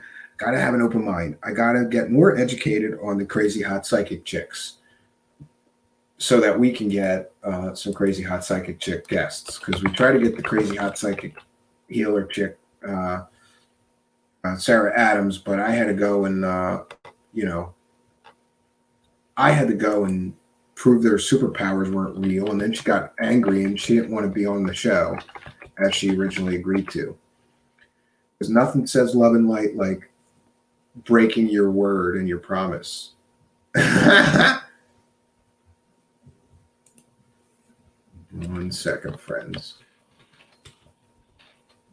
Just a bit of business to get to, too. I wanted to mention it's important to recognize milestones of the show.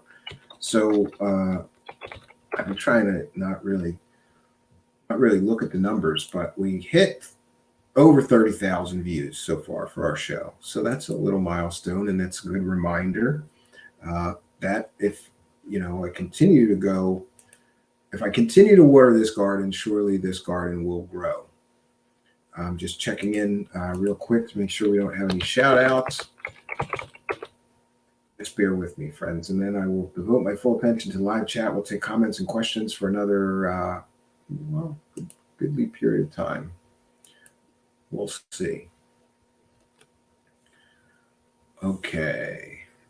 All right. There is a new Patreon supporter. I'm just going to say their first name. New Patreon supporter as of November 18th is, or I'm going to say their initials, MW. So thank you, MW, for your kindness, your generosity, and your support of our show. Every little bit does help.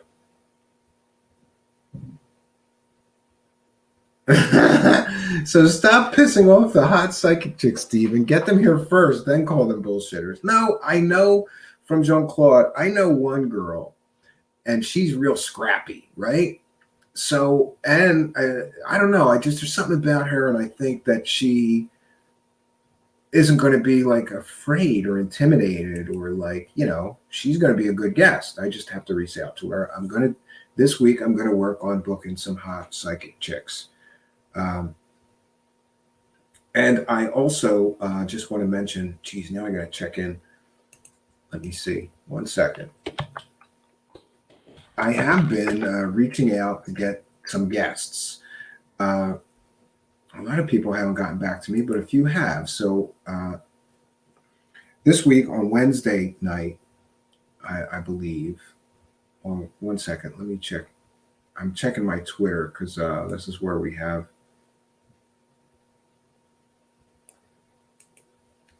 Let's see.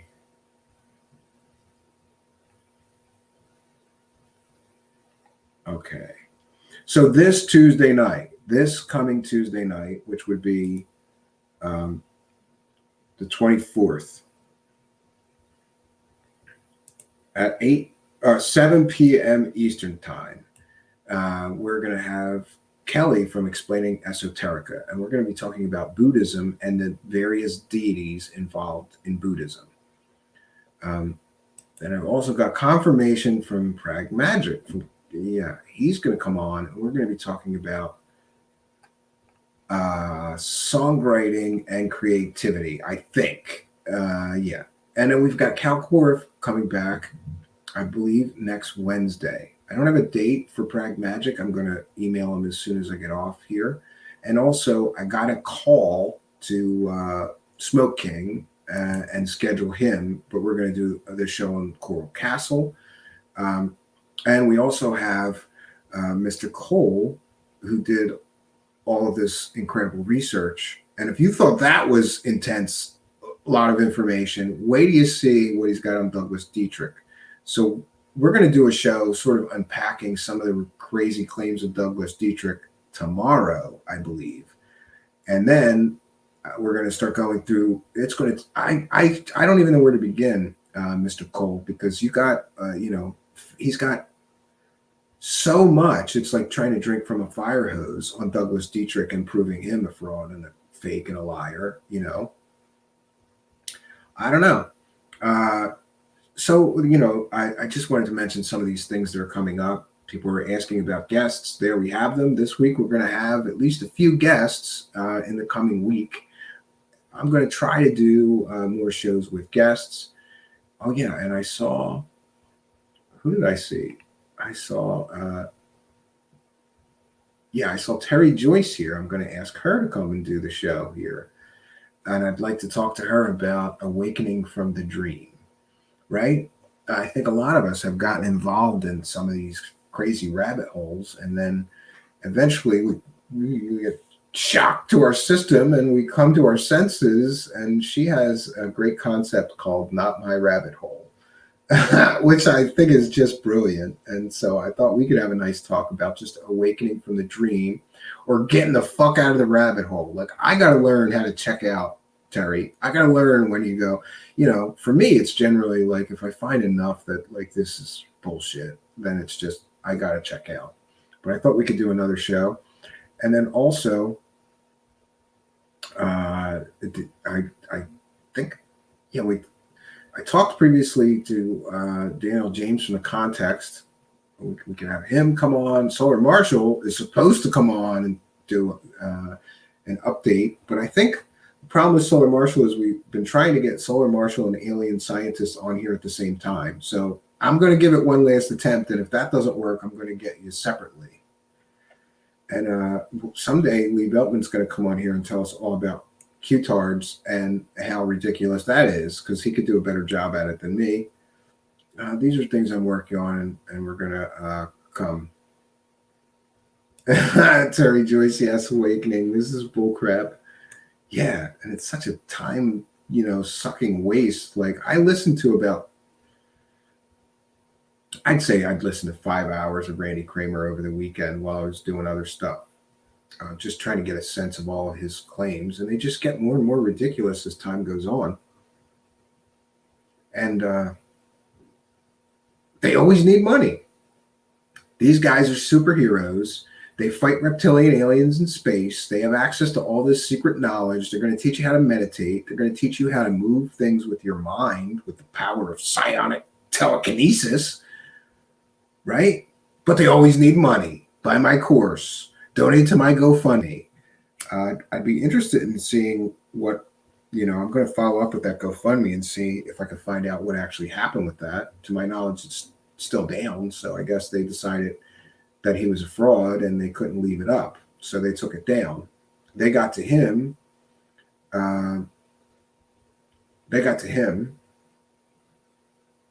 But a lot of these GoFundMe scams go full on. The Pete Peterson GoFundMe scam went to $60,000.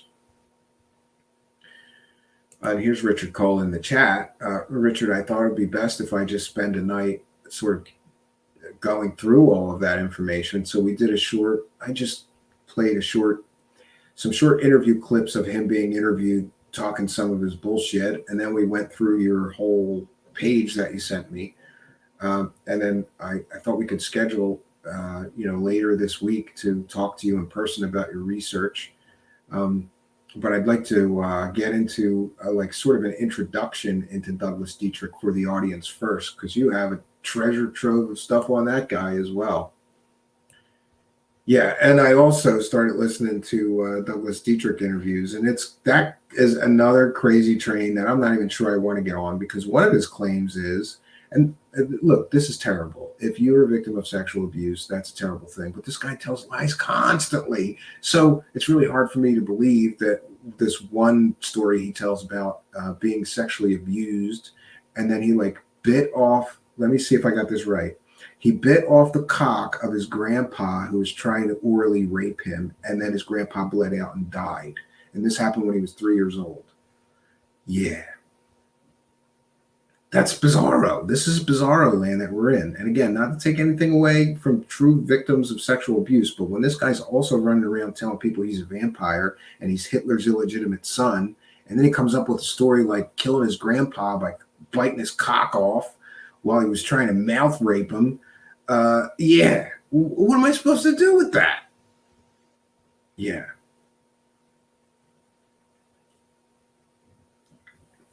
So, comments, questions, suggestions. Whoa, there's a female Jason Quit? I got to see that.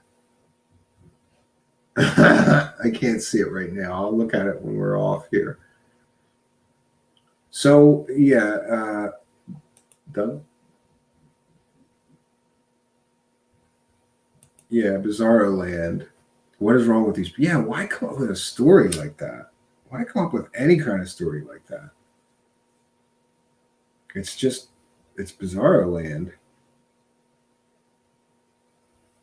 You want me to have Douglas Dietrich on here? He's not going to come on here. I can invite him.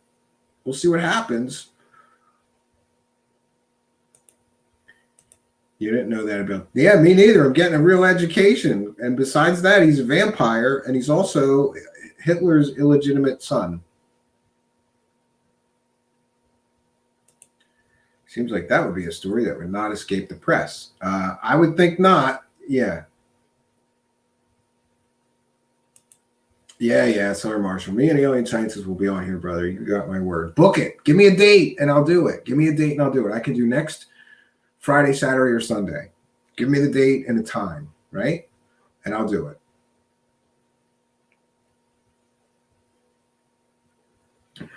Okay.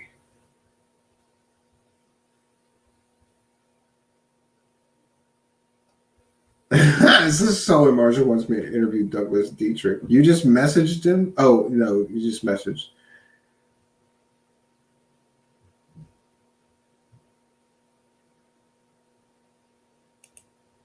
Yeah, Jean-Claude, ever the believer. No, if the guy was involved in USAPs, they wouldn't give you any records related to the USAPs or the SAPs, but they would verify his military records are real.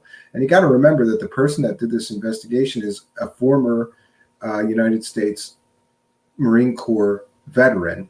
So you listen, Jean-Claude, you understand this. If a former United States Marine Corps veteran calls in to,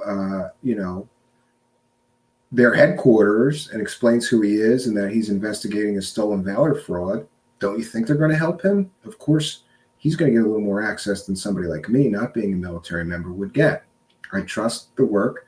I did my own FOIA requests and got nothing back. No records related to Randy Cramer as being either former or active United States Marine Corps service member. So it is what it is. It's not up to us to really disprove him, though. He could show us his records, He could show us his boot camp certificate. He could show us his DD-214. And, he never will, though. He never has. So, yeah, Jean-Claude, if you do a FOIA request on somebody that is active military or former military that worked on USAPs, you're not going to get any information about the USAPs, but they're going to verify their employment with the United States military branch, whatever that branch be. Gunner65 is here, and that's Richard Cole, who did these FOIA requests and research. And Gunner65, just for the benefit of the audience and Jean-Claude asking the question, and he's asking a respectful question. You can't blame him for that. You didn't just do a FOIA request, though. You called in. You physically called in, told them that you were a United States Marine Corps veteran, and asked at headquarters, is this person authorized to go around and tell these stories as he says he is? And they said they never heard of him, correct? So we don't just have one source, Jean-Claude, of confirming that he was never in the Marine Corps and he's not an active duty Marine Corps member. We have multiple sources proving that.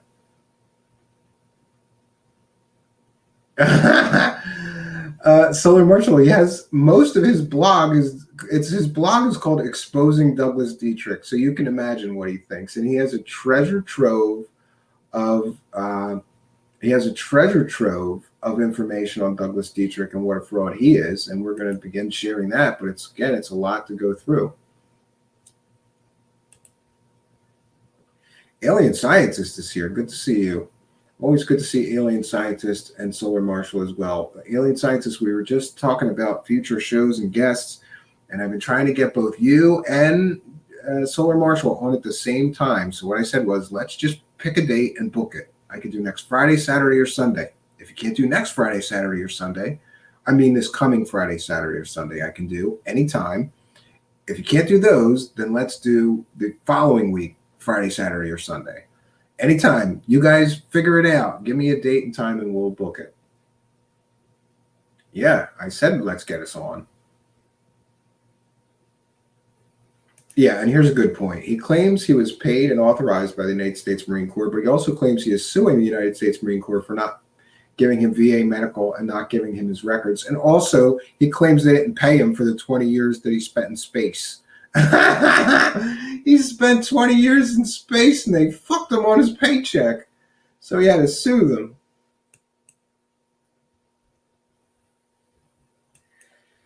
Yeah. The Alienscientist said next Friday, Solar Marshall. Do you mean this coming Friday, right? Let's figure this out. I got to nail these guys down because we could do a motherfucker on Bob Lazar and a bunch of different stuff. If we get both of those guys on here and pick their brains, that would be a fun night.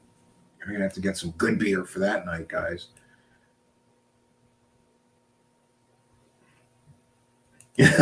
Imagine filing taxes on the money paid in the 20 and back deal. Yeah, do you just get all the money at once? Where's my space bucks? Oh yeah, Black Friday. Yeah, we could do Black Friday. I'm not doing anything. Come on, Alienscientist. You're a dude, and Solar Marshall's a dude. I doubt both of you are going to be out Christmas shopping that day, right?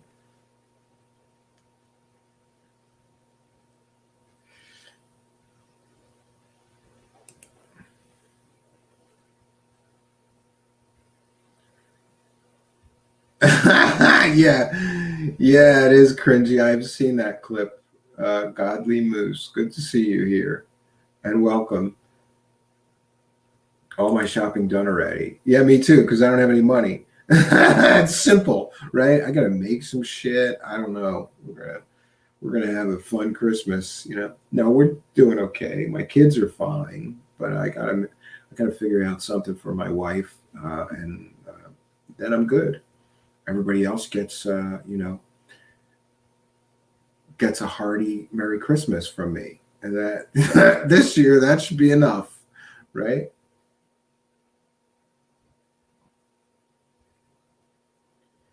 All right, you guys said it. Well, lock down that day. Mark my words. The weekend following Thanksgiving is it. All right. So listen, here we go. This Friday is the 27th, so that would be December 4th. December 4th, Friday, December 4th, will be the time for that. Yeah, you got a lot to share. I know, Solar Marshall. So come on, man. I got a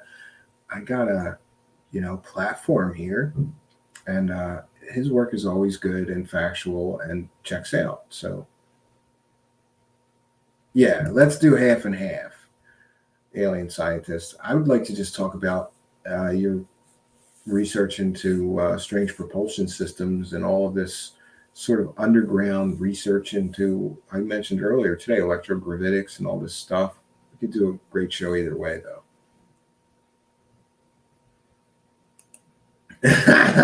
I wonder if he can grow a new head considering his limbs grew back. No, his limbs were blown off by reptilian aliens, and he had to go into a special med bed to get his legs back and his arms back. How dare you, Charles Unleashed?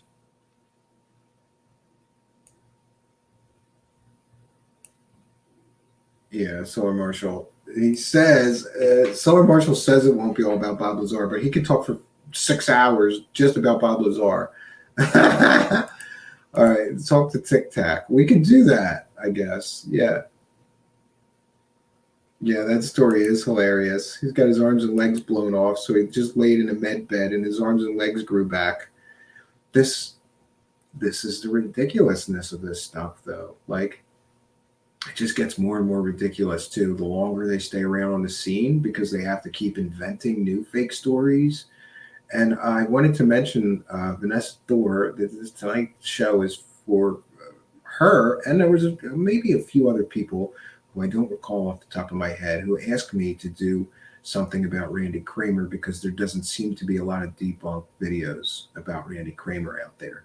So thanks to her request, and thanks also especially to Richard Cole. Like, I looked at my paltry bit of research in a folder that I had that was 2 or 3 years old, and then I looked at what he had and said, if he's okay with that, I'm just going to share his. It's much, much better. And I like this group effort and the interactivity. You know, people could send me stuff if I check it out and find it to be credible. I'm happy to share good research like that, because it's tedious doing this stuff. It's tedious.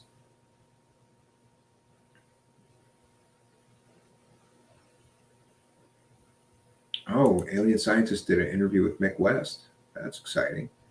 Gunner65, tell us what you really think. Gunner65, does piss off Marines when there's a guy running around pretending to be a Marine, right? I would imagine that sort of piss you off, right? Because you had the real experience and you made those sacrifices, and he's just profiting from it.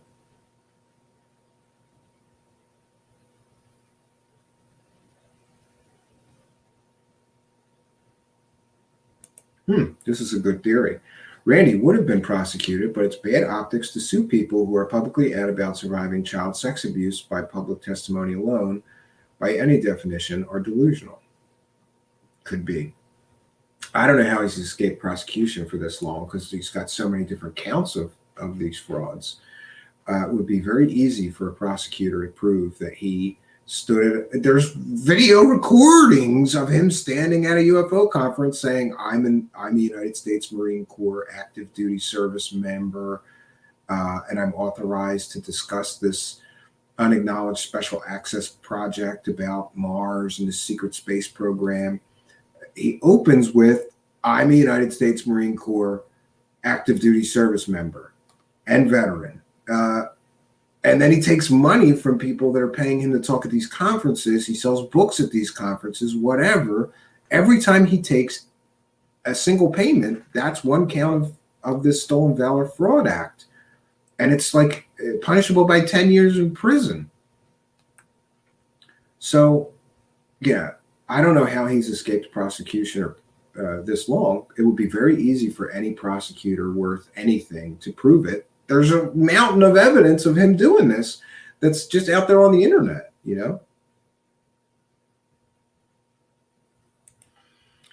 You know, Jean-Claude, I'm not really sure, but he claims to be a member of the United States Marine Corps. He calls himself a United States Marine Corps 20-year veteran in the text body of a GoFundMe.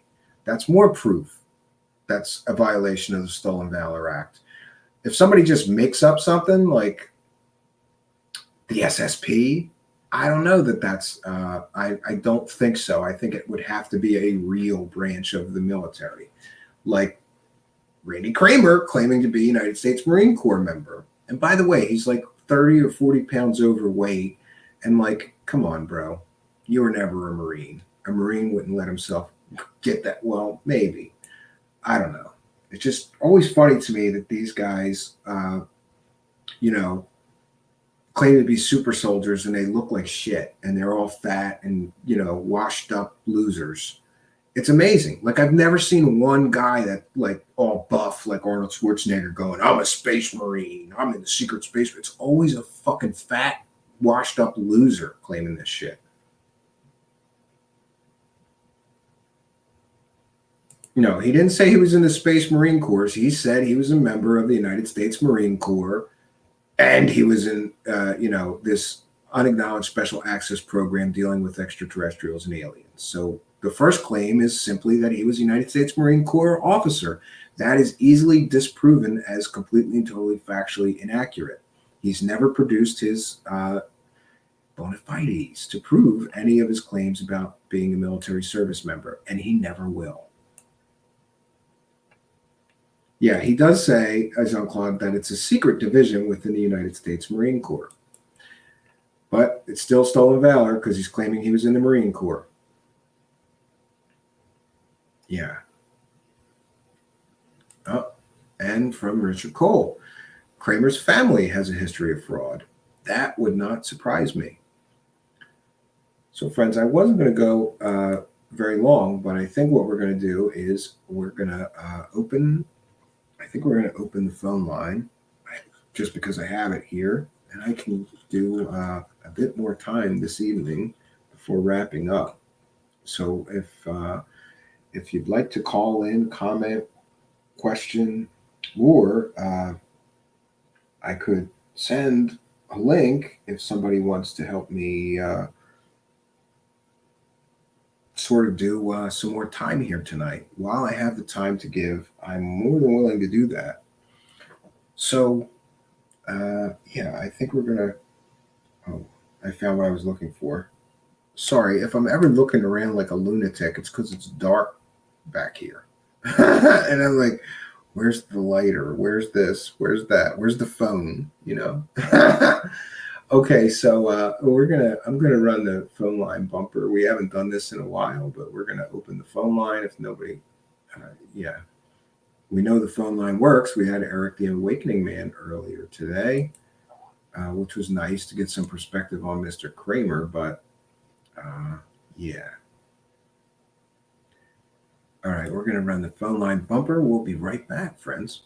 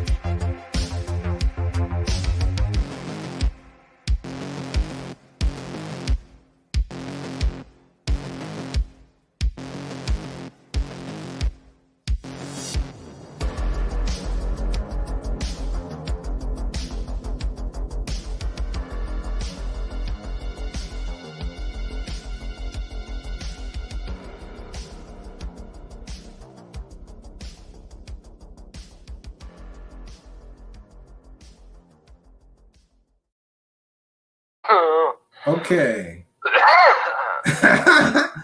So on the phone line, we have a very special guest. We have Jeremy Rise, alien scientist.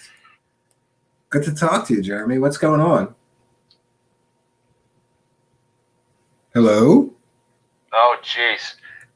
So I'm hearing both. So I'm gonna mute your other mic because I'm hearing you a second later, delayed on the live stream. Yeah. Just turn the show down if you have it on the internet on. Yep. So I just shut that off in the background. Sorry about that, man. Hey, yeah, I was just tuning in. Dan Benkert was telling me that you were on, and I just tuned in and wanted to say what's up. And we got to do the schedule for Black Friday, man. If we can get. Well, no, he said. Dan. I think now Solar Marshall says the week after. The Friday after, maybe. Yeah, so that's December 4th.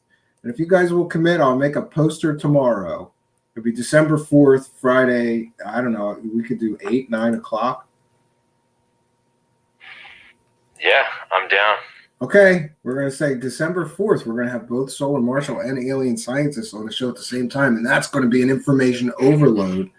So did you crack the code of UFO propulsion systems yet? Because I've been following some of your stuff with great interest.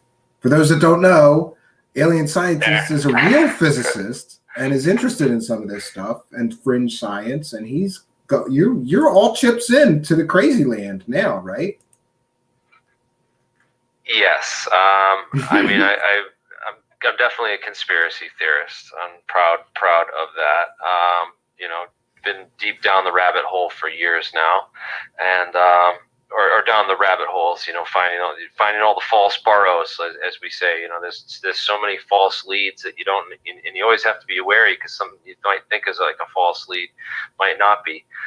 Because early on, when I first saw Tom DeLonge go on Joe Rogan and make kind of a fool of himself with all the stuff that he was bringing up to Joe on that first disastrous interview that. And he's still on Twitter sharing fake shit. He's still on Twitter sharing demonstrably fake shit. I know he blocked me because I can't even see half the stuff that they post on Twitter because I've been like this debunker. Dan's calling me on the phone right now. I don't know, Dan, what's going on? Are you trying to get on? Call him. I can tell him I can send him the link. That's going to be shitty if he tries to do it that way. How do we get Dan on too? Tell him I can send him the link and he can come on through the internet. Hold on. Get this merge going on with this. Hold on here. Let me do that. I'll send him the invitation. Find the messenger call. See how I can add group members. I'm going to add him right now. Yeah, he can do it through. I'll send him the link through All Facebook. Right, so he should be able to join the call now, man. Get Dan on here. I just want to point out that that stuff that he was, I was like so confused about the stuff that he was talking about. This terahertz. Remember that? Am I there? Yeah, turn your radio or your computer down. There you go. Okay, right. So I'm on the phone with you guys, but what's really weird, hold on a minute here. Okay, I'm used to doing StreamYard. This is far different. Okay. Let me see. Can I put you on speakerphone? I sent you the StreamYard link. That might be easier. I just sent you the StreamYard link, Dan. Yeah, I can't hear you guys that well. Let me Bluetooth my microphone and stuff on. I'll do the StreamYard. Send me the StreamYard on my book face, all right? Yeah, I already did. Messenger, okay? I already did. Yeah. Okay, bro, I'm going to hang this up because I can't hear Jeremy at all. Okay. Yeah, it'd be easier if you just come in through StreamYard. All right. Should I do that too? Yeah, if you want, I'll send it to you through StreamYard. That'd be easier. Send me the link. Send me the link on Facebook. Okay, I'm sending it to you right now. So these guys will drop out, but they'll be right back on. Let's. Yeah, I want to make sure everyone can hear me. All right. Okay, I've sent you the link to StreamYard now. So if you got a webcam and a mic, you're good to go. You just click allow, and you're right into my green room here. All right, I'm gonna hang this up. I'll be right there. Okay, great. Good to hear from you. And folks, we're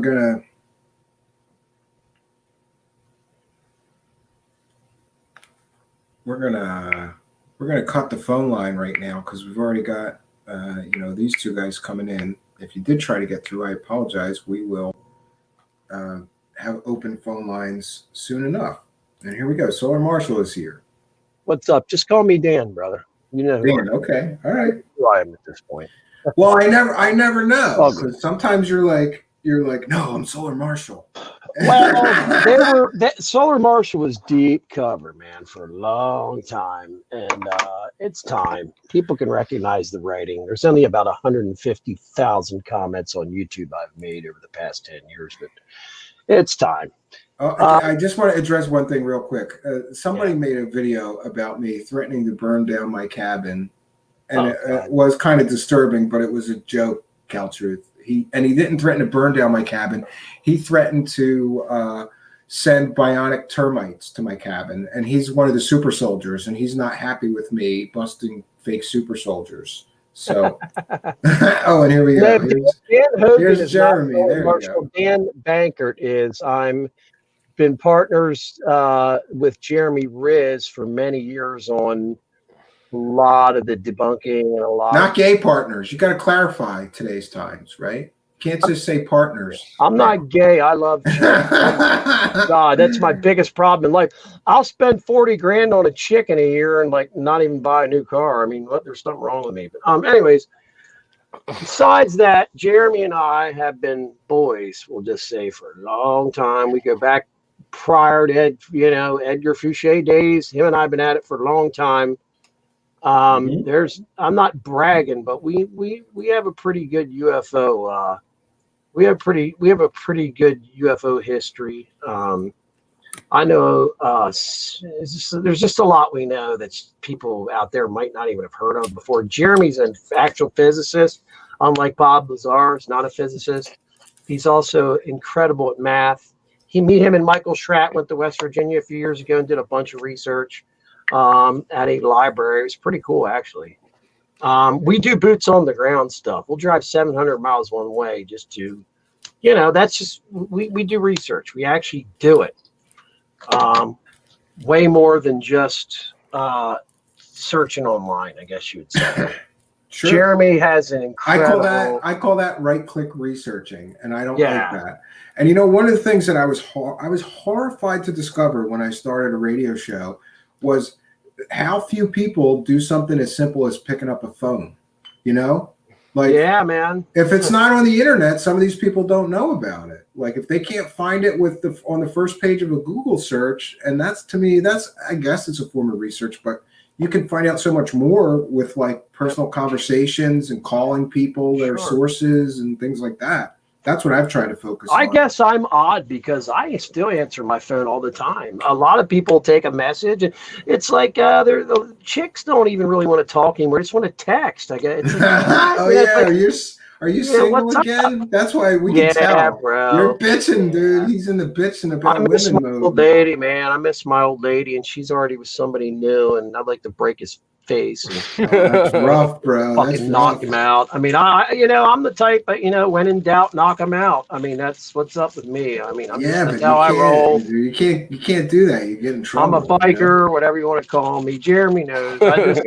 I don't take any shit off anybody, but Jeremy don't either, boy. You don't want to swing with Jeremy. He's tall, and he's one of them tall guys. His hands are bigger than mine.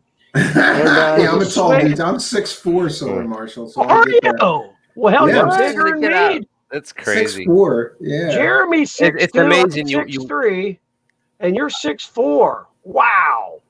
Yeah. You see some of these rock stars and movie stars, and they look like 5'0", larger than life. And then I've stood next to a couple like Martin Scorsese's or Shrimp. Like I stood next to Glenn Danzig once, and I felt like a fucking giant.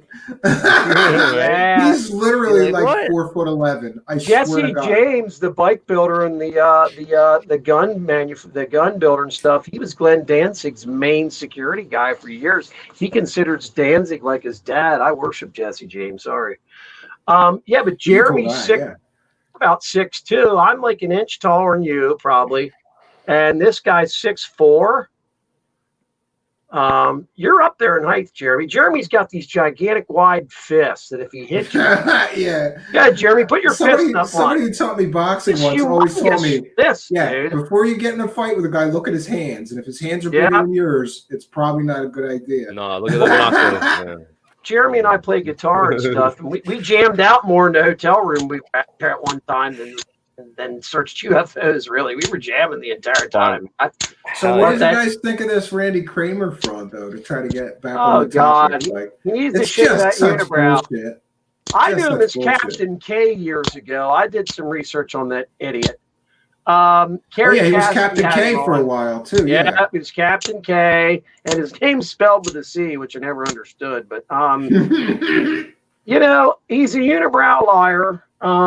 If anybody's a unibrow out there, I'm not trying to offend you or anything, but they would throw him out of the Hey. Marines if you wouldn't trim that thing. Oh, nothing like that, bro. This guy has a I huge trim mustache mine, in the man. middle of it. You know, Yeah, since bro. the Rona, I'm getting a little bushy, and my wife is like, "Dude, you gotta go to the spa and get those fixed. Like, I gotta wax mine." Yeah, bro. I know God. mine get bushy too, man. I have If I don't blonde shave eyebrows. it, it's like Yeah, I don't like the Grandpa Munster look. Does not look good on me. She gets Jeremy, mad. Listen to me, brother. You don't even know what a unibrow is until you search Randy Cramer. Do you know who we're talking about? No, Bro, no. it looks like a Oh, bat I've seen it. on Yeah, his it's forehead. bad. It looks like a It's bat. bad. I wanted to talk about Doug Dietrich. Who out there has this link to this Doug Dietrich site? I know Doug. I can send Doug- it to you. Doug used to It's this contact Richard me. Cole. He's Gunner 65 Okay. in the live chat. I leave but Beltman. I do His crack name's Richard everybody. Cole. He's a United States Marine Corps veteran, and he didn't like Randy Cramer running around pretending to be. So he did all this research and proved he was a total bullshitter. Well, if you But go most to of his this ain't hell, website is exposing Douglas Dietrich, and there's yeah, like if you go so to this much ain't hell, information. they if you go to this ain't hell, the guy that used to run this ain't hell died a year or so ago.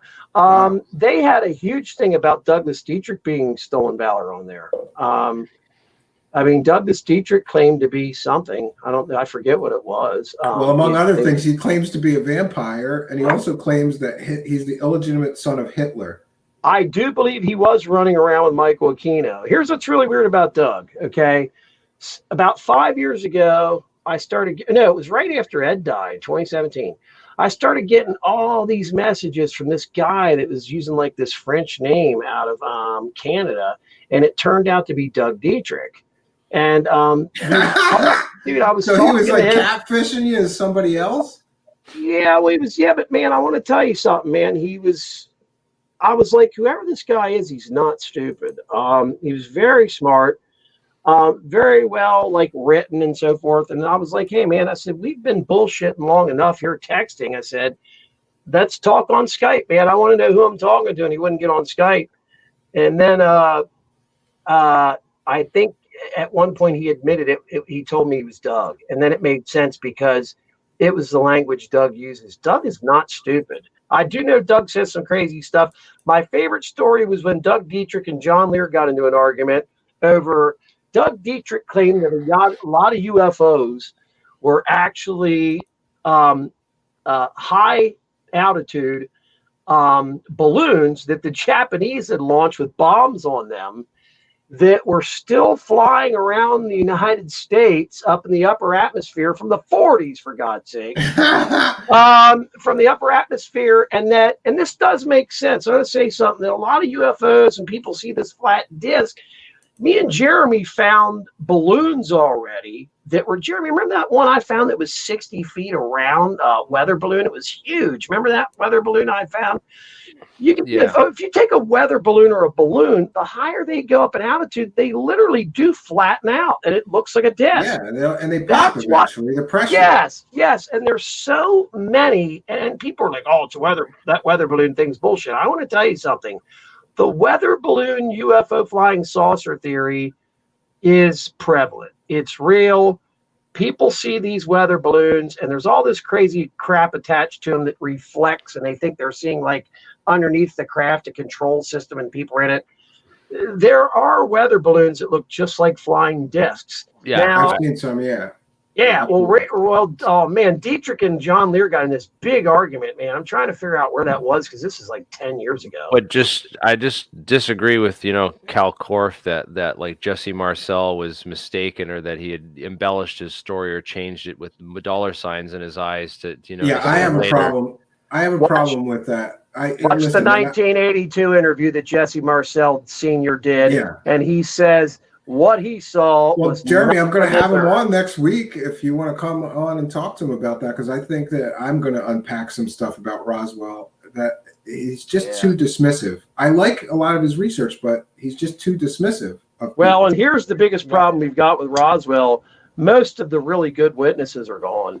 Jesse Marcel Jr., they killed him by basically sending that guy over to Iraq in his 60s as a medic, as a doctor, for God's sakes, and he was still in the reserves. I'm like, are they trying to kill this guy? 2 months later, he was dead. It's like, you can't send an old guy over there like that. That's a lot of stress. Damn right.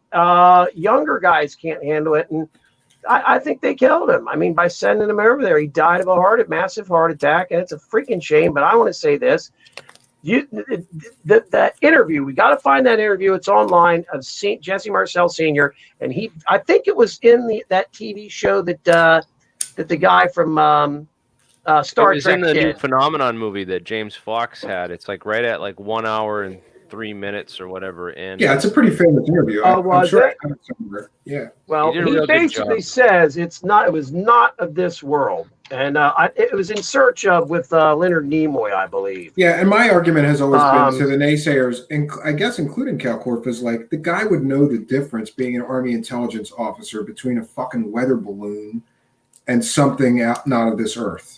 He described don't it get as... me wrong. There is a lot of legitimacy to the weather balloons being mistaken or as UFOs or not identified and being reported as UFOs. That does happen, and there is probably a great deal of documentation for that. But the whole idea that they mistook what and the descriptions of that metal that he described, it doesn't sound like mylar. Doesn't sound like mylar to me. Hell no. Mylar would have a crease in it. Another interesting thing is that material was allegedly removed from Roswell and it was shipped to Wright-Patterson, Hangar 18, right?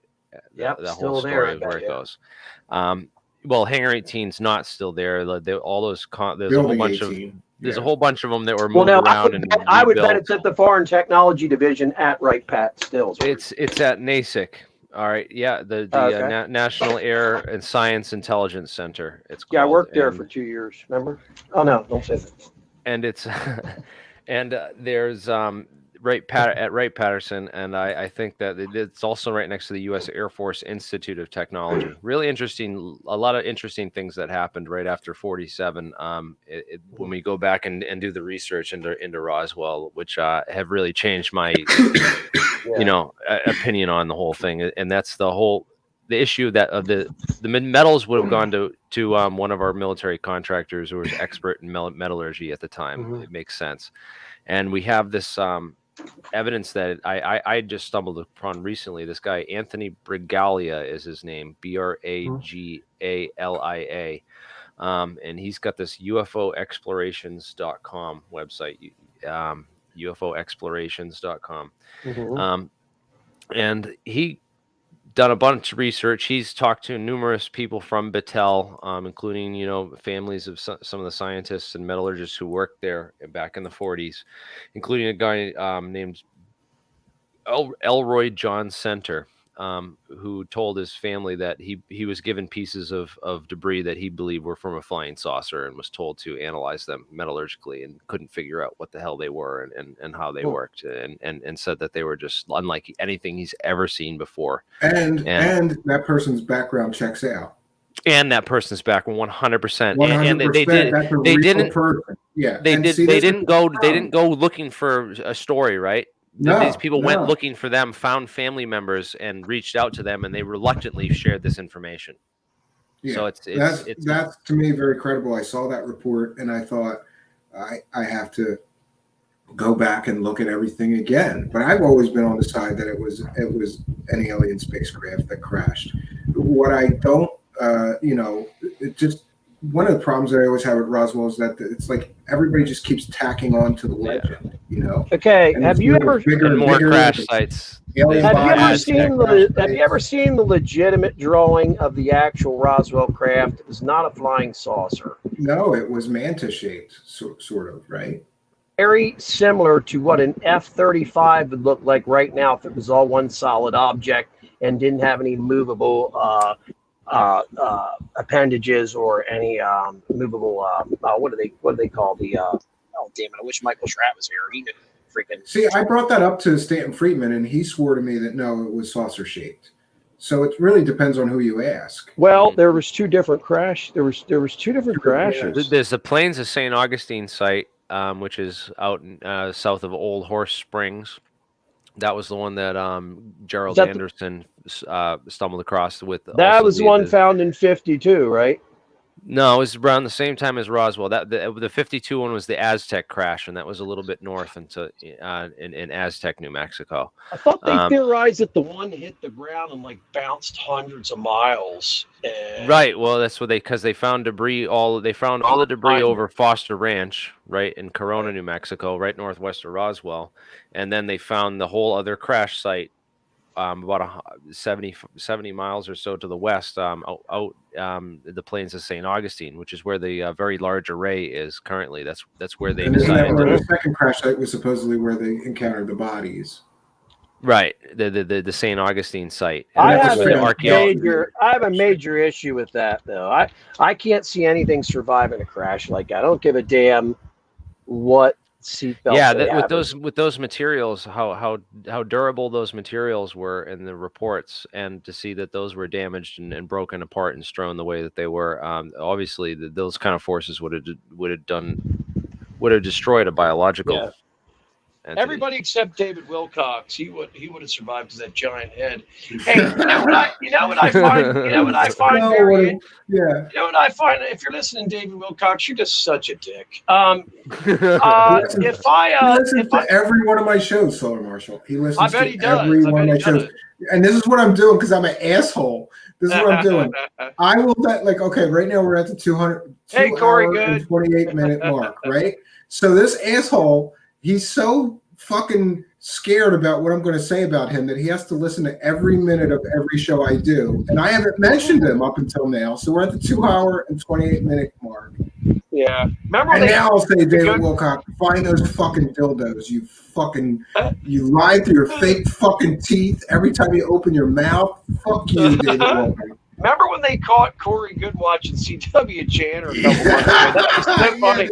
I was watching that day. Corey Good was doing a live appearance on somebody's live stream show, and they cut to him, and he was listening to CW Chandler's show, and he was trying to get it off. He was like, and then he looked like he got caught jerking off. He was so embarrassed. It was awesome. That's hilarious. I want to mention something major that not many people talk about when it comes to Roswell, which I find absolutely fascinating.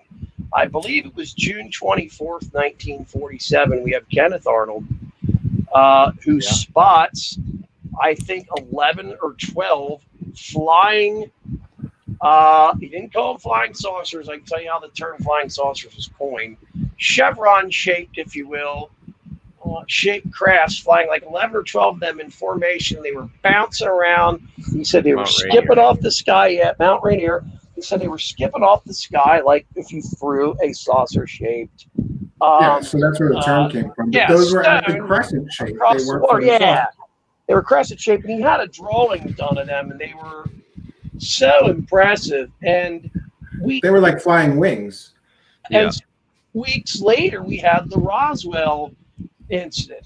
There was a wave. There was a wave of all these sightings too. Apparently, there was things that were going on in that area, according to reports. But right after Roswell, stuff on radar.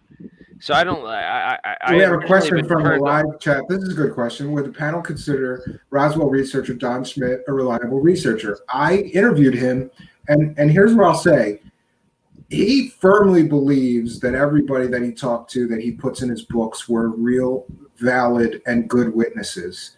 And this is another thing that's always made me doubt some of the skeptics, including Cal Korfis, because Don Schmitt's argument is this, and it's a very powerful one. He says, I can give you the names, and you can talk, and I've talked to people that picked up the debris. I can give you the names of people who loaded the debris onto the carrier. I can give you the name of the pilot I spoke to who flew the debris to Wright-Patterson. So he's got very compelling arguments, and I like the research that I've seen. But I've always, you get the second shot of people saying, well, this witness of his is incredible, and here's why. And this witness, but I haven't gone through each and every witness, and he's got hundreds in some of his books. The thing Can is, I Extremely want to make a cool. comment real quick. Looking at the chat, what is wrong with Gunner 65? I don't give an F about UFOs. Well, then leave, dude. I don't understand why. No. He was kind enough to lend us research. And Get the fuck out of here if you don't want to be on here, dude. He didn't like somebody else that was in the live chat last night. So then really, ignore him. You know. the thing is with any we case can like disagree this, on what we're talking about, but you can't not be to nasty. be like that, bro. You know what I mean? Yeah. when you're Don dealing Schmidt, with witnesses, like there's gonna be people that like tell stories. There's gonna be people that like, oh my god, I want a piece of the fame and I want a piece of like, you know, whatever. I'm just gonna say whatever to get on TV. There's gonna be stuff like that. So it gets incredibly hard, especially this many years later, trying to do the research. It was probably almost better like early on in the early days before the word got out. well, imagine the interference the intelligence agencies back then. And then running counterintelligence again, like CIA for example, storm, not but within the same year, isn't it, Jeremy? that UFO press conference that Greer held, all those Disclosure Project witnesses. I've watched every single Disclosure Project witness. You know how many of those guys I think are frauds and are plants? A lot of them. There's a number of them. Most There's a lot of them. Yeah. You know what? One book I want to mention that I thought was compelling to me was Children of Roswell, where you're right, Jeremy. It's getting so long in the tooth. The story's from 1947. So for that book, they interviewed the children of the people that had the firsthand knowledge. And this is secondhand reports, but it's still compelling to me that these people would tell their children about seeing the alien bodies, seeing alien debris from the spacecraft, helping the government load it. And, it still, to me, was a very compelling book. But then again, I want to believe that this story is real, and I want to believe that those aliens crashed for one reason or another, and that we know that there's aliens on other worlds. I believe the material was reverse engineered, and I believe Jeremy. I want to talk. We're nailing down this. We're nailing this down because this research. I wish I'd come across this years ago because this guy started publishing a lot of this stuff in 2009, and I'm just discovering a lot of his work now. I've actually been in emails back and forth with this guy a little bit. And this is the material scientist that you talked about earlier. Well, no, this guy's not a material scientist. I want to talk to more material scientists and more metallurgists to kind of really confirm a lot of this stuff. But I had originally read about the development of nitinol and all that stuff from Corso's book, The Day After Roswell, and his treatment of the subject was just so poor that I had dismissed it all. Like, and I had debunked a lot of it because I went and did other research that proved a lot of the things that Corso said wrong. But it wasn't until I came across this guy's research that he really irons out the. So I don't believe a lot of Corso stuff. Ed always believed Corso very much so. Yeah, I don't know. Not all of it. There's so many things in Corso that were just like like. But hang on a minute here. There's so many things that I didn't like Corso because there's so many evidence for scientists coming up with this stuff of their own accord and on their own ideas that it was kind of like it pissed me off that they're giving. They're giving aliens the credit. They're giving aliens the credit. Yeah. We couldn't have done that. It must have been aliens. We couldn't have developed a microprocessor. It must have been aliens. Yeah, it must have been aliens. We couldn't have thought up fiber optic cables back in '47 and all this stuff. And it must have been aliens. And this it kind of is an insult to the scientists and the science. And it's the same kind of argument that I hear today where people say like, oh, this technology's got to be hundreds of thousands of years more advanced than anything we have and can even imagine. And it's just not the case. We're quickly approaching that singularity with our technology where we're able to, it's been almost 2 decades since MIT first made the tractor beam where they could move atoms, atom by atom.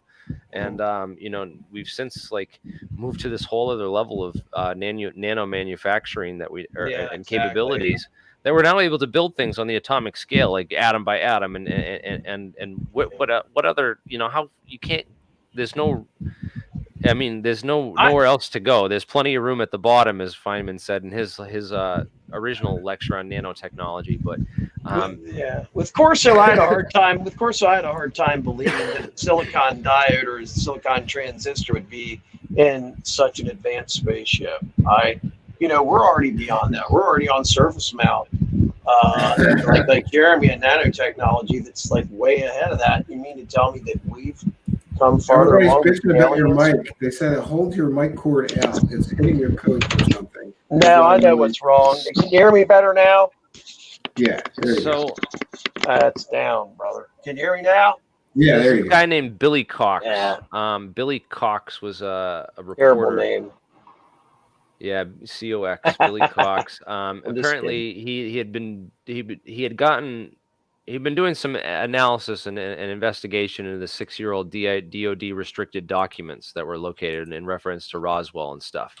And he stumbled across this second progress report by Battelle, contract Air Force number 33038-3736. And apparently, through this second progress report, he learned that Battelle had suddenly, after the Roswell crash, undertaken to perfect melting and metal mixing techniques to create purity levels of titanium never before attempted. And they also began investigating nickel titanium alloys and stumbled across the perfect formulation for nitinol. Yeah, I was going to mention nitinol because Alienscientist, when I was when I was much younger, I was ordering stuff from like this robot experimenters website, and they had nitinol wire, and I got some of it because you could use that to, and that to me reminded me of Roswell. The minute I saw it, the minute you see nitinol work, you go, this sounds like the Roswell material, and we never had it pre-1947 nitinol, right? No. Yeah, so that could have been one thing that they learned how to make from these materials, right? Right, and I had originally dismissed it because Battelle had been doing all kinds of metallurgy research going back into the 20s and 30s, and it's like, why wouldn't they have just stumbled across something like this and created it on their own? It's quite feasible and possible, and it's within the imagination that a company like Battelle, with the metallurgy research they were doing on tank armor and other titanium alloys at the time, because titanium was known to be a super strong metal. And they were, obviously experimenting with tank armor and a lot of other things around the same time. So I didn't see the connection that would really lead me to believe that nitinol was just couldn't have been. There's still the argument that you could arguably justify that maybe they did stumble across this on their own, but the existence of this progress report is very curious because it appears in 1949. It's the second progress report from Wright-Patterson Air Force contract, and it's directly related to these titanium alloys. And the fact that is interesting, right from the source, Wright-Patterson contractor, right? There's a second progress report, but there's no first progress report. No one's ever been able to locate the first progress report. Well, what was that? Wait a minute. What was the second progress report? What was the date on it? Do you know what the date was? What year? It was 1949, I believe. And then the first report was done at the request of a guy, J.B. Johnson, chief of the metallurgy division at Wright Field in 1947. This guy, J.B. Johnson, was supervised by Major General L.C. Craigie, director of the U.S. Air Force R&D and the engineering division. And Craigie's personal pilot, a guy named Ben Games, was interviewed by this guy, the guy who wrote this article, went and interviewed his personal pilot, this guy Ben Games.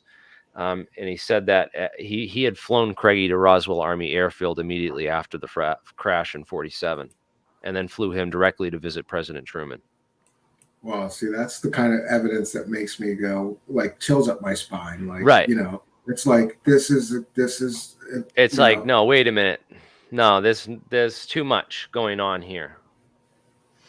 I wanted to just say something too, with composite materials and everything also, I kind of find it hard to believe that an alien spaceship would even be made of some kind of metal, to be honest with you. Maybe metal mixed in with something, but I don't know. It's just composite materials and stuff. I would think it would be thing made that's out of interesting- something different, but am I wrong? Because the susceptibility of radiation, but then again, you have a shield supposedly around this thing; it can deflect anything. I would think metal so- would be a perfect material for a spacecraft because different forms within of the metal- atmosphere, right?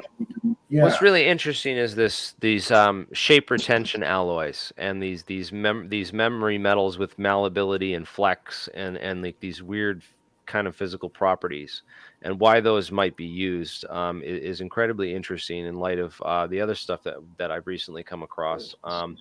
So Wright-Patterson, I was just doing research into Wright-Patterson and top secret documents, and just using those search terms the other week.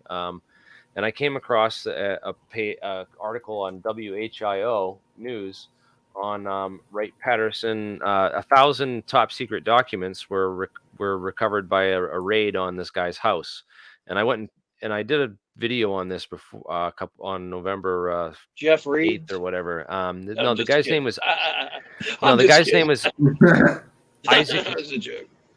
His name is Isaac Vincent Kemp, and he was a member of this terahertz photonics research lab at Wright-Patterson, which is really interesting because terahertz optics is all that stuff that Don. That's the guy DeLong you were and telling me about, right?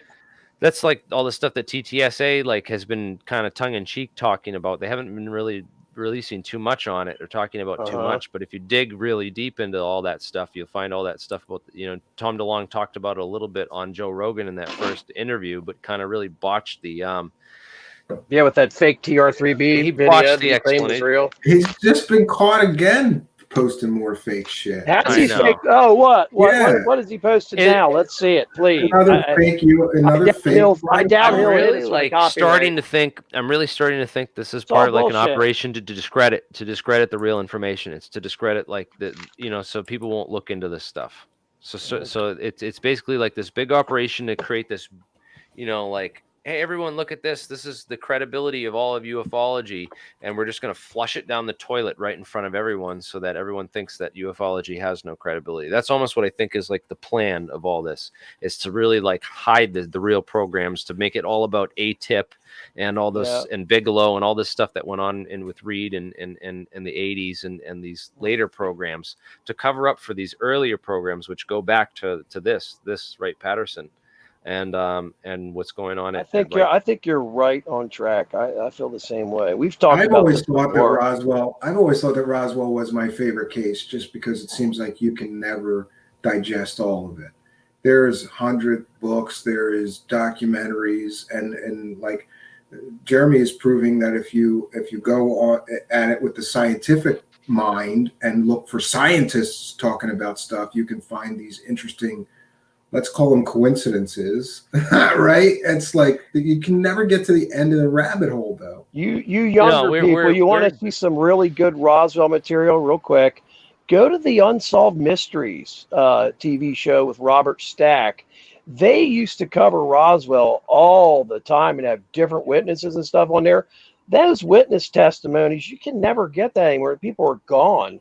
Talking about witness testimony from the 80s and stuff. You can't find that in the information. That's all been censored, and it's all about. Oh, really? It's not on. None of that stuff's on anymore, huh? You can find it. You can find it if you search for it and You about really it. look. Well, then I'll just buy it. I mean, you can buy those. You can buy the whole series. Unsolved Mysteries had some incredibly, the Stephen Michalak case on from Canada. Yeah, that's one of my favorites. And I was always happy when there was something about UFOs. Did you ever see the Stephen Michalak case? He was hit with radiation in a grid pack. And the actual craft is it's a flying saucer. It was mirror colored, he had stated. So it was like a polished surface, whatever, if you have. That was a really interesting case, and radiation burns go away and come back, go away and come back, go away and come back. And he was all burned up, and he was like, it's a really crazy case. Yeah, because there's physical effects to prove, to go along with fantastical claims. Like there's radiation burns, and doctors know the difference between like a burn you got on the stove and a radiation burn. They know the difference, The other person I know with radiation was Jerry Freeman when he walked to Papoose Lake. And he got nailed with radiation. And there's the Cash Landrum incident as well. They encountered that craft and they were all burned with radiation. They Colby. got radiation sickness after the event. Yeah, remember they cut There's the road up numerous twice cases and in replaced. Project Blue Book, you know. Mhm. Yeah. Paul Hill his notes were discovered by his daughter, and they were published in a book called Unconventional Flying Objects. And Paul Hill was actually involved with the NASA's end of the Project Blue Book. It was like there was 2 Project Blue Books. You heard about that? Like there was the public one that we all know about, but there was another kind of top secret Project Blue Yeah, and Book. that's where all the ones that had defense issues involved went directly to that secondary secret Blue Book project. Right. Down there in the Now, one of the comments. directors of that secondary Blue Book project was a guy named Howard Cross, who was also the director of Battelle. Really? Oh, that's interesting. There's another connection. There's a lady in the bottom there named Janet F. that says there's a Chinese Roswell book. What? Yeah. She said there's a Chinese.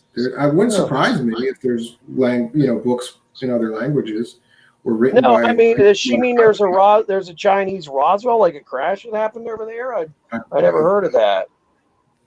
No, I think she means there's a book in Chinese on Roswell. Well, there's the Russian one. You ever seen that video with the Russians? One, yeah. It was later shown that was faked in order for counterintelligence. Yeah, with Roger Moore. Remember there was a whole special. And then they actually. Oh God, Richard Durden. The Russians had a blimp that was designed to look like a UFO. I have all this footage of it. They have a giant blimp that they actually had, and it actually got destroyed in a windstorm. But they had built a giant blimp to try and fool the Americans. And they yeah, some dirigibles and stuff. Those things look, like the Zeppelins. Those things could be mistaken for a spaceship. The Russians at one point were mimicking the TR-3B. I know that for a fact. They were absolutely mimicking the TR-3B. It's probably is that what the Belgium wave was, potentially? Belgian wave was us. The Belgian. Go ahead. That was us. Because it does the Project Palladium, Jeremy. Remember? Oh no, there is a book, The Chinese Roswell: UFO Encounters in the Far East from Ancient Times to the Present. Huh. So there you That'd be interesting to take a look at. Jeremy, remember the flying triangle that was seen over Belgium?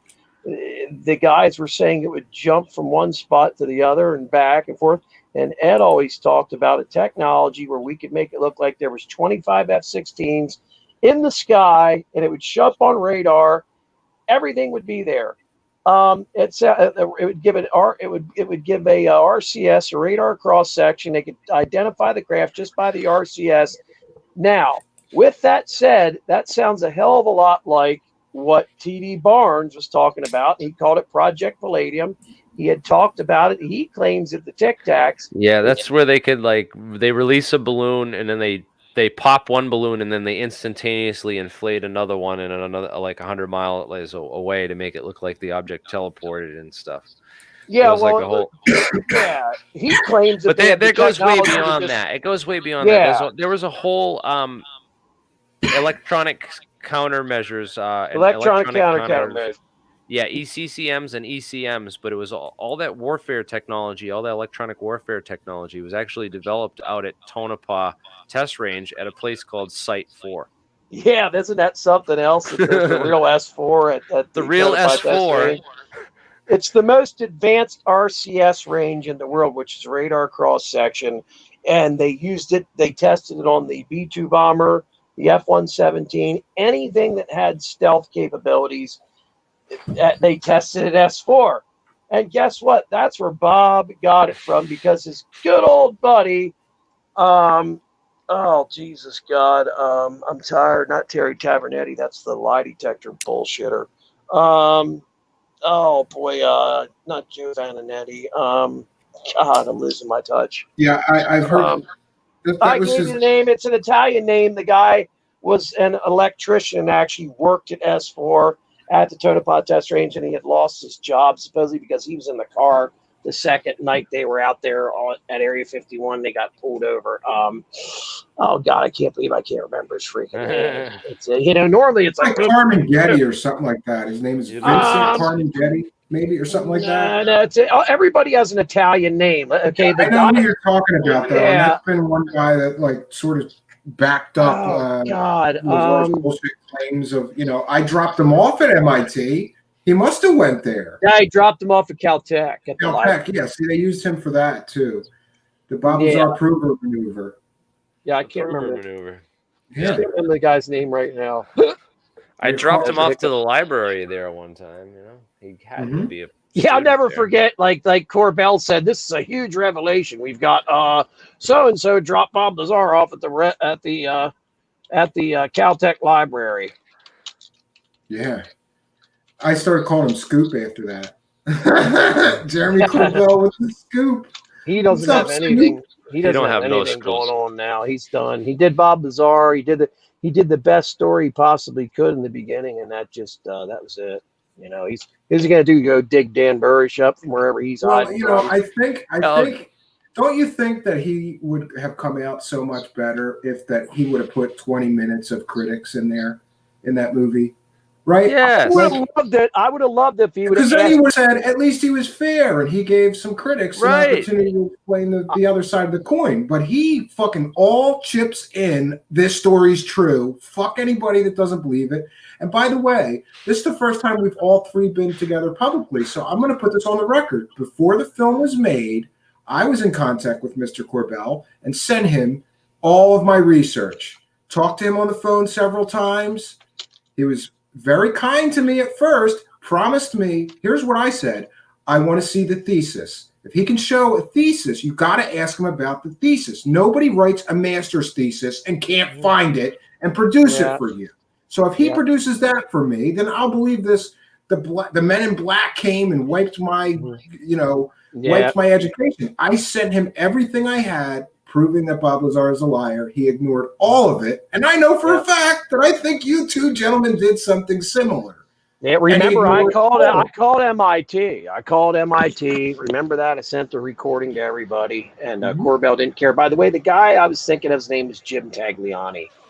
Okay. Jim Tagliani was the guy that was working out at Tonopah. Solar Marshall, the point I was trying to get at is that I think all three of us sent him a treasure trove of proof that Bob Lazar is a fraud before the film was made. And he ignored, and it's not just us three. It's I know 10 more people that sent him proof that Bob Lazar. He ignored all of it. Yeah, he ignored all of it. He was only interested in the pro-Lazar propaganda piece that he made. The most devastating piece of evidence came last year, November 29th. I will never forget it. TheDrive.com, I think they put it out in April or May. This guy, Gabe Zeifman, if you haven't seen it, he flies right over Papoose Lake. He takes pictures of the exact spot Bob claims S4 was at. There's nothing there. There's nothing there, and the place floods. He was there right after it rained real bad. The place floods out with water so bad that those hangars at the bottom of the freaking hillside, not mountain, would be flooded so bad. But the thing is this. George Knapp and some other guy on Mystery Wired interviewed Gabe Zeifman. I talked to Gabe 2 weeks ago. I said, hey, Gabe, guess what? I said, George Knapp took down your interview. I said, Mystery Wire, Facebook. I said, for it, and he had the exact. Damn, it's going. They did 15 the interview. You're fading out. You're breaking up, man. I can't hear what you're saying, but yeah, that is fucked up. That George Knapp took that interview down with Gabe Zeifman and the whole flyover. Because it disproves the story, man.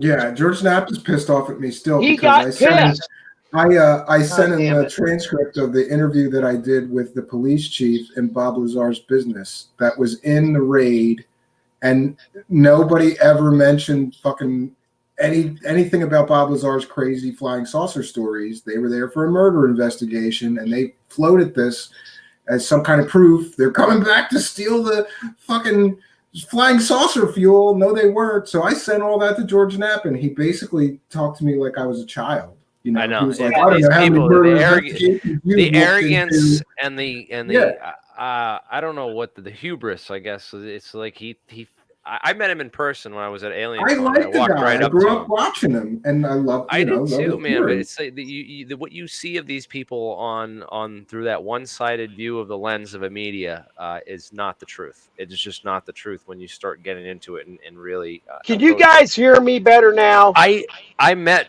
George Knapp. I walked right up to him Yeah. and I showed him. I said, "Hey, Fuck. have you ever seen this before? This is from Scientific American, May 1989 issue. That was the same year that Dennis came out on KLAS saying that he was this top secret guy and worked on this element 115 stuff. Well, here's a whole article on element 115 and being used as a futuristic space fuel for rockets, and it was published the same exact year and right in a public sourced magazine. Like all Bob had to do is pick up a copy of Scientific American in May 1989, and Yeah, he would and have. gee, what are the odds that a science nerd would pick up or have a subscription to Scientific American? You know? Yeah. Can you guys hear me now? I turned my mic way up. I just And you know what? realized this. Hello? What George Knapp said to me is that, oh What yeah, the we already know about that. Or we already know about that. I covered that in all my early stories and all the early right. reporting that I did on Lazar. That's old news. And he kind of like what, and then he Yeah, he's very shrugged me off dismissive. and walked away from me. Yeah, he was I pretty mean, he's a dismissive of liar me because too. it never once, like, you can't find that anywhere No, he never from covered George that. Knapp. He knows that. He lied to my face. He lied to my face, and I was Yeah, just like, anything that come disproves this. on. Oh, well, don't forget too, George Knapp. I got the clip. I'm gonna play it on my show sometime. He famously claimed that he knew where the element 115 was buried, and maybe he'll go dig it up. So you've had the Lie. definitive proof of alien visitation on Earth for 30 years, and you won't just go dig it up and throw it down on a table and go, "There's the element 151, bitches." You know, like Yeah. Can you guys hear me at all? Yeah, I could, and but we you can. were breaking Oh. up. So. Well, here's what happened. I adjusted my mic. It was on some auto setup. Yeah, George Knapp's. Here's what happened. I want to explain the end of that story. Okay, Gabe Zeifman, 15 minutes into the interview, says, "Of course, I flew over Papoose Lake, and there was nothing there. No surprise there." And boy, it just goes quiet all of a sudden, right? And I was like, "Holy shit!" I watched it live. Okay, well, it was funny. They got him off of there. It was a half-hour interview, and they got him off there within like a minute of him saying that. And it was up for a while, and they deleted it. People should ask George Knapp why he did that. You would think that those pictures of Papoose Lake would be the holy fucking grail, excuse my language, of this. You're a Turn little your bit level loud, man. down. You got to be a Turn little your bit level down. either back off the mic a little bit because it's Oh, I'm Yeah, sorry. yeah. Well, I was used to yelling because nobody could freaking hear me before. All right. yeah, no, it was cutting through, but now it's like Now, over. Yeah. Are we- Sorry about that. Sorry about that, everybody. But wouldn't you think that that would be the holy grail? Yes, there is a road that goes down to the north point of Papoose Lake, but guess what? It cuts right over to Camp Mercury, Yucca Flat, That's CTC. another point where the minutia is important. You can't get a fucking bus, any bus, through there.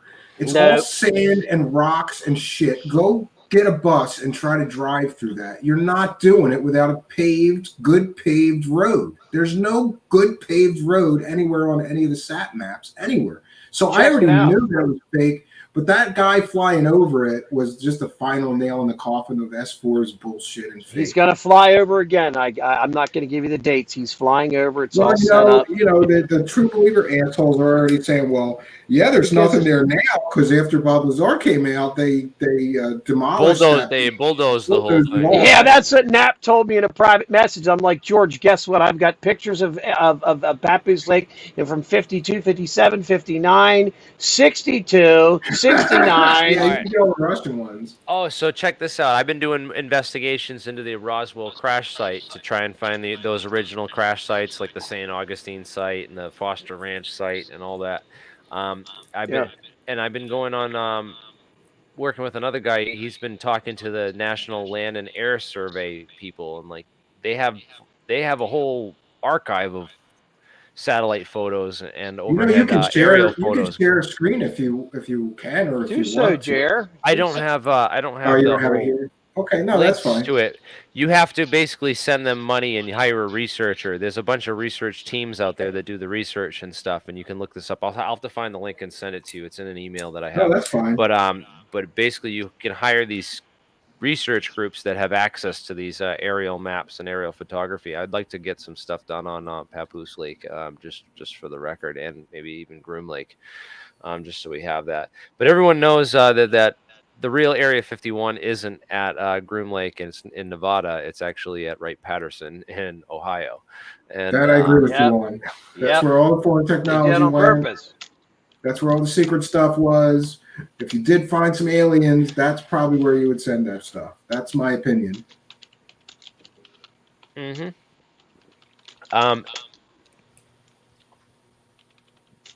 What else did I want to say and talk about?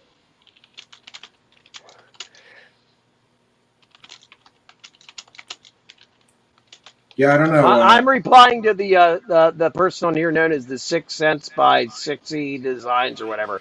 They're saying about, oh, you can go listen to the George Knapp interview with Gabe Zeifman on the iHeart.com thing. Let me tell you something. There was a video. It was on the Facebook site. The video was also on the Bookface site. Okay, I call it Bookface. It's gone. They're gone. Why would you take that down? They get the pictures that were so incredible. The guy took of Area 51 and all that. And he never posted the pictures of Papoose Lake because he knew there was nothing there. That's exactly right. So it's hidden in a thing, and I just damn link, and you got to freaking pay. You know, you got to be kidding me. Screw you. I mean, not to that person, but George Knapp. You know, it's Papoose Lake, for God's sakes. You want that on there. You want to show the world, right? Nope. Mm-hmm. Nope. Because they took bulldozers to it and went up there and changed the land. I want to tell you another story, too. I started talking to Fred Dunham. Fred Dunham is one of 5 or 6 people that sued Area 51 because of the toxic chemicals that were burned up in the coatings on the F-117 stealth fighters, and they crushed all of them. Those barium. Yes, those coatings were so deadly they killed 6 people, 5 or 6 people. The attorney on the case was Jonathan Turley, and to this day, he's not allowed to have anyone go in his office. It's ridiculous. He's a very famous attorney. No one can, not even one of his you know, whatever the hell they have. When you're in law, you have those. What are the people that paralegals? I saw a story in his they office can literally. From the government. He's not They can literally not go in his office because of the fucking paperwork on Area 51. Now I want to say something about this. Okay, Fred Dunham starts talking to this Area 51 group we're on, right? And of course, I go right for the jugular. He wants to write a book and stuff, and Fred can barely breathe. He was at Area 51 from 78 to 93. Now, Fred, I asked him. I said, "Hey, man," I said, "what about Papoose Lake? This is insane. We're on this Area 51 group on Facebook." I said, "What about Area 51? I mean, what about Papoose Lake?" He calls Papoose Lake P1. He said, "Oh man, we used to go down there in the southeast corner and light off fireworks all the time." He goes around in June and July because we get shitload of fireworks, and we go down there and light them off.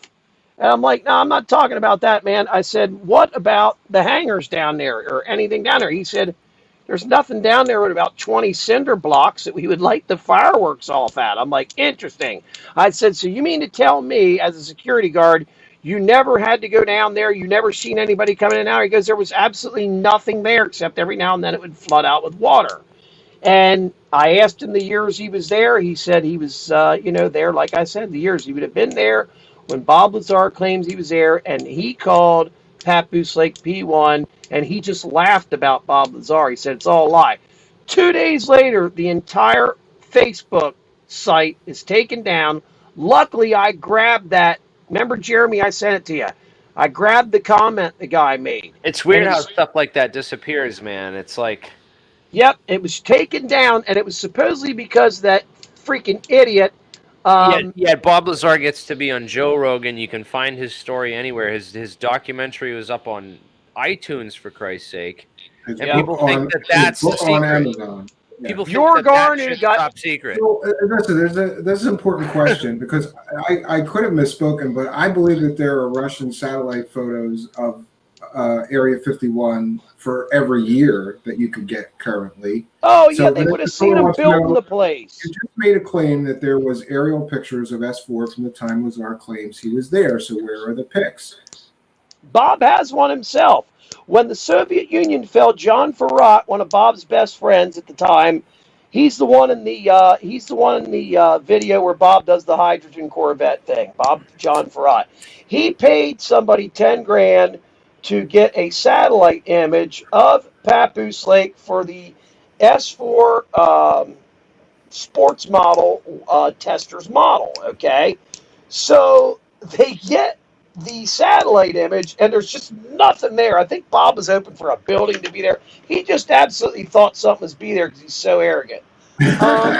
There was nothing there. So you know what's really funny about this? I have the before and after drawing of S4 that Bob Lazar himself did. The before.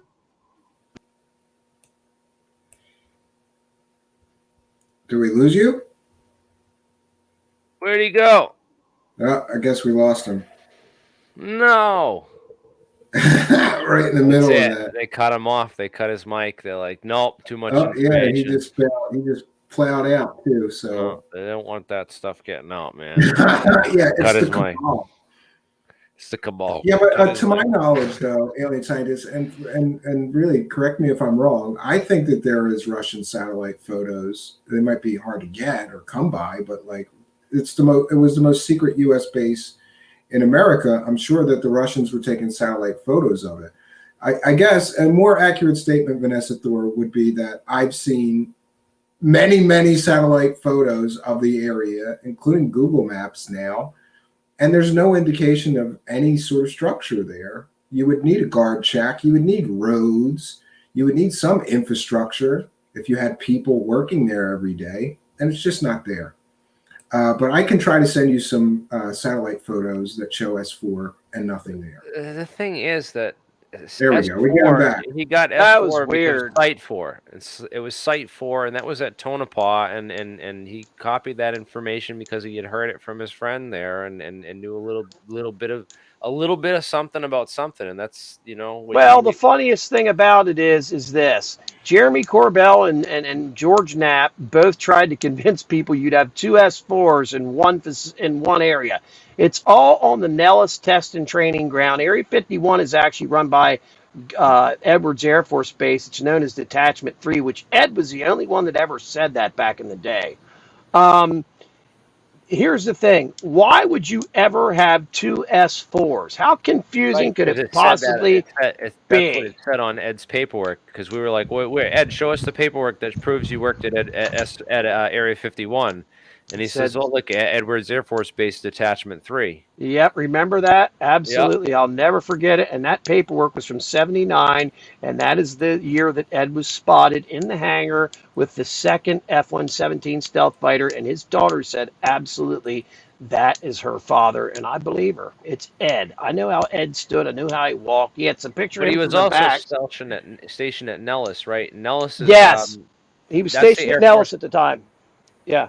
Yeah, I'll try to get you some from the 70s and 80s. I'm sure that I got some of those photos somewhere in a folder. What a Papoose Lake, bro! I got all of it right now. You want? Hey, listen, give me asking for photos from the 70s or 80s of Papoose Lake. Give me a wrench. I got pictures of it from the 50s. Okay, give me a wrench right now.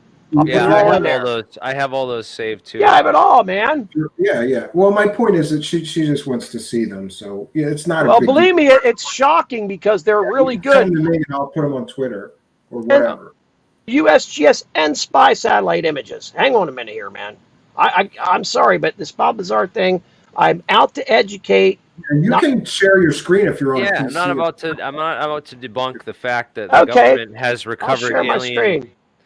I firmly believe that the government has some kind of craft that they've recovered they've recovered Sure. things that are not of this Bob world. Lazar is a convenient disinformation setup. Bob is what he Lazar, is. Bob Lazar, like heard some information about these programs and weaved together a story, a convincing story, in order to like that to sell this at the time. And George Knapp sold it, got his fame and glory from it, and he's been milking it ever since because it's. I believe it was professionally done. I really do. I believe it was. There's Well, somebody did no write doubt in my a mind. Hollywood screenplay. And that's where me and Dan like kind of diverge, because I don't necessarily believe that it had to be such a conspiracy. I believe the U.S. Air Force loves and sits and waits for natural, genuine disinformation like that to come along, and they just grab up and promote it.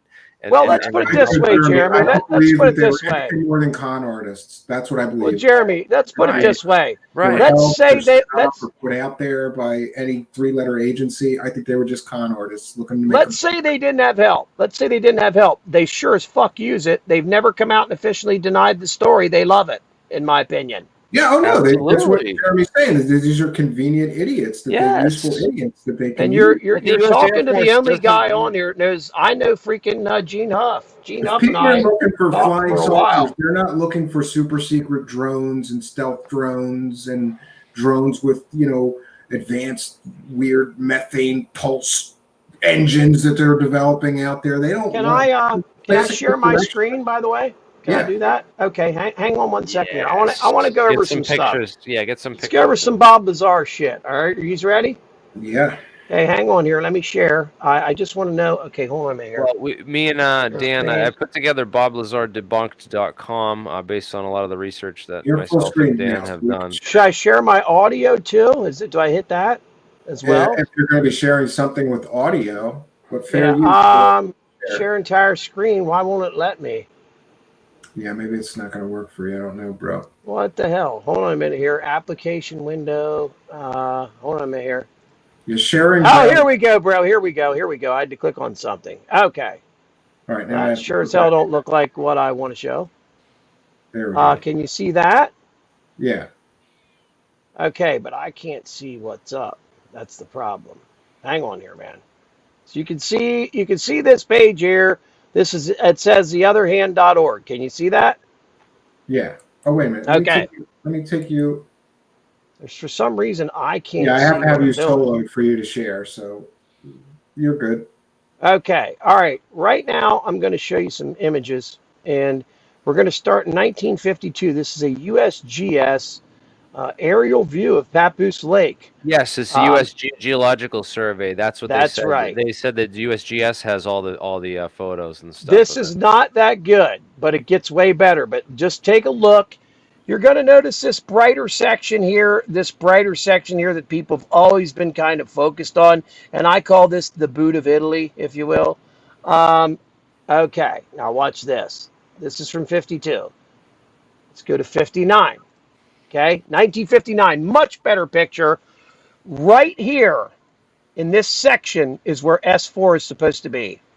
After Bob got the drawings from John, or the satellite images from John Farrat, he decided that this hillside had to be where Papoose Lake hangars had to be. Again, we have the boot of Italy. We have these two lighter spots that people have always been focused on. Remember, this is the desert. It doesn't change much. Again, focus on this area right here. This is 1959. Okay, now, let me see this. Oh, this isn't, that's, yeah, you can't see anything from there. Hang on. Okay, so I have much more pictures of this too. I have 1960s pictures. Hold on a minute here. Yeah, I think my point was that there was pictures from every era of yeah, I have way more. Oh, okay, here's a 1968 photograph of Papoose Lake, okay? Now look at this. Once again, you have the two lighter areas. Here's the hillside where Bob Lazar claims S4 is. Now look, you still have the road that comes down here and goes off over to the right, because guess what? Yucca Flats is over here. It's a great shortcut. I mean, that's the entire reason that they have these shortcuts is, and there's one here also, is to get around these locations without going way around these highways. I mean, it's just what they did. And they had a lot of nuclear testing that went over on the 50s over here. And it's very dangerous to this day to be in this part of Papoose Lake without a breather mask on. It just is. The radiation is so high. You won't die from the radiation like hitting your skin. I've studied it very well. But if you breathe it in like Jerry Freeman was on the ground digging it up, it got in his lungs. Yeah, Jerry Friedman went out there on the archaeological expedition looking for the trail of the lost 49ers. It was a And he freaking found killed some the evidence guy. of that. Got one oxen Right. shoe and some dated stuff. got the What I'm getting inscriptions. at is what you're going to see here is there's absolutely no difference whatsoever between these images right here and what we see today with Gabe Zeifman's photos, because people say, oh, well, Google Chrome, they Photoshop that. Here's 1993. I believe this is a thermo. This was done using heat. And if there were any hangar doors right here, the heat signature would show it right away. Well, I guess it wouldn't the Well- point be, though, Solar Marshall, that there's hundreds of photos of this location and all of them show nothing? Yeah, from here's a real various good time close up. frames? I mean, that's Yep. the point, really. Yep, and From- I have from the 50 one. photos till today.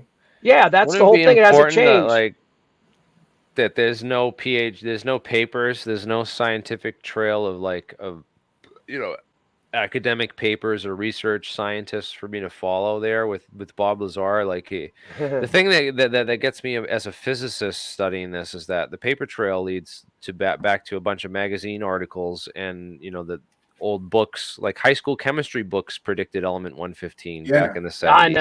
I know. And he was into really- chemistry with the fireworks. So anyone he that grew was up into with a family. chemistry would have known about or been able to predict higher elements. It's just arithmetic. It's just we haven't discovered these higher elements, and it just keeps going Yes, up. and You he's just keep adding famously- protons. This is a good point to have a scientist to be able to confirm this. He has famously said, we put this element 115 through every scientific test imaginable. So this whole thing that he predicted element 115, no, the element 115 that was invented in the laboratory is not stable. It lasts for 0.6 seconds, the longest Right. form. Right. Milliseconds. Bob claimed that it was a stable form and that they performed every scientific test imaginable. He would know how many isotopes, wouldn't he, Jeremy, and be able to recreate it for us? Damn right he would. He'd have to know. And He he's did never done he did that.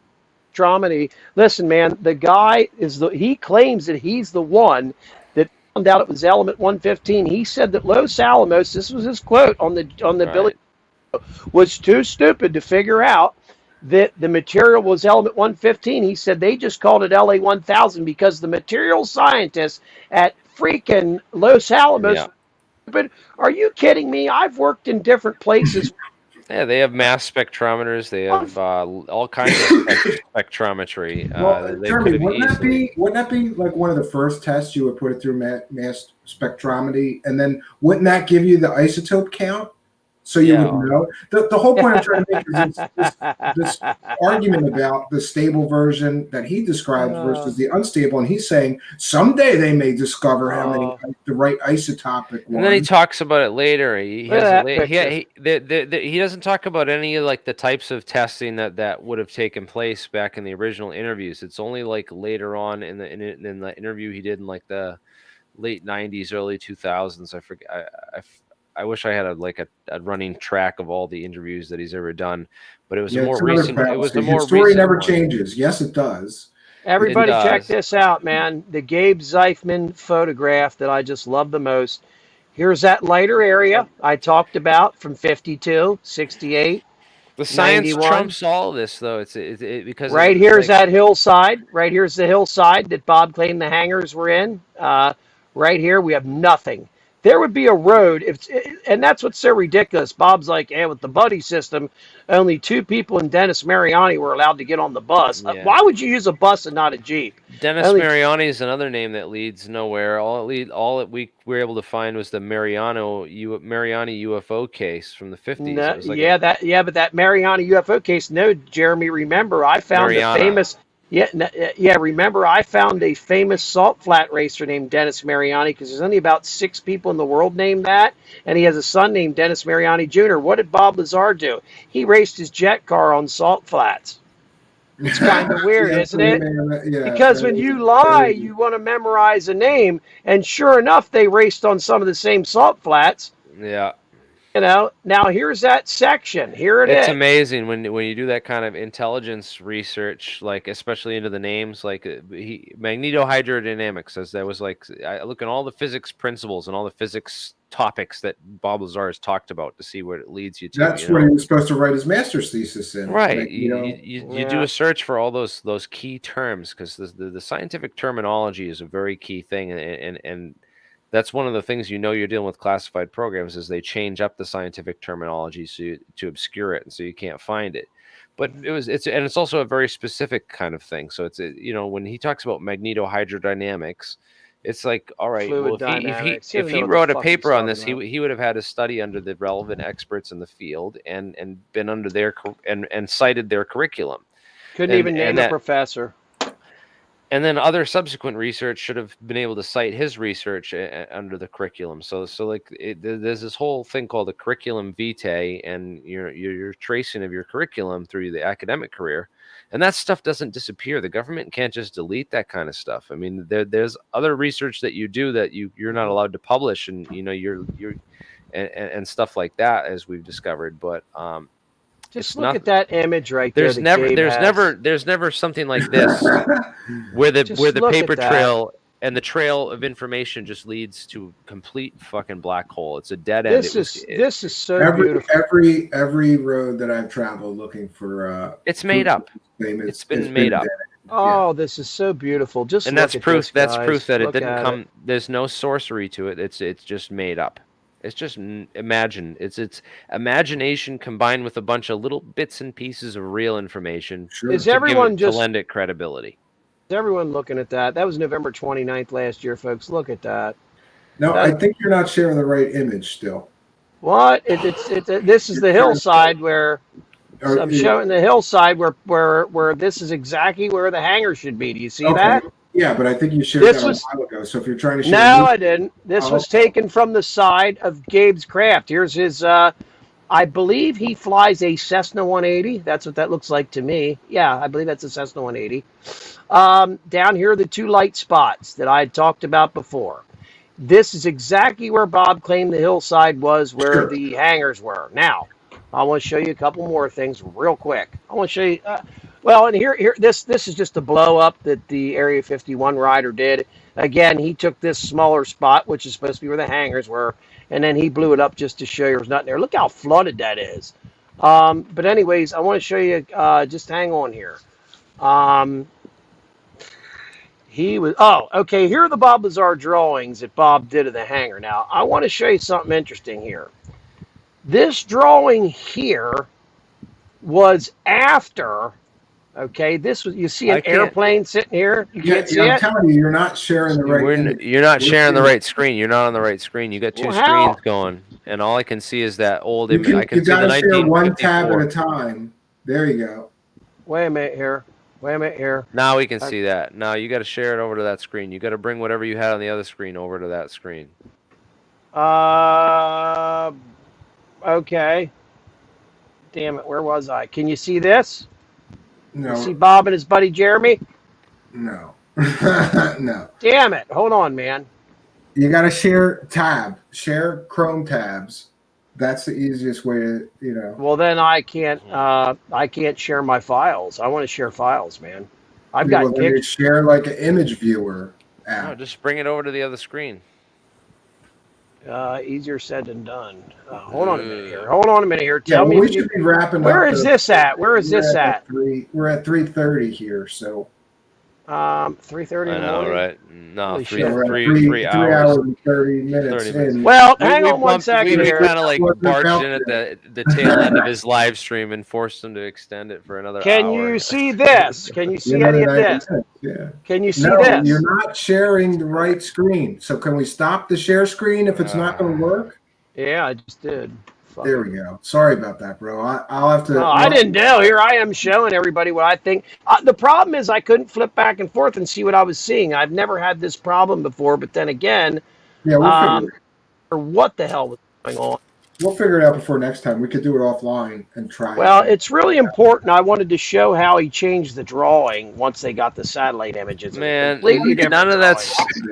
It's just the thing about all that stuff. The takeaway is that when you do the dig deep in and the deep research, like why is Jeremy Corbell never found Mike Fig? He claims he found Mike Thigpen, and we heard nothing more about that. It's just like when you do the research and try to find these people and try to dig deeper into the case, you just come up with dead ends and nothing.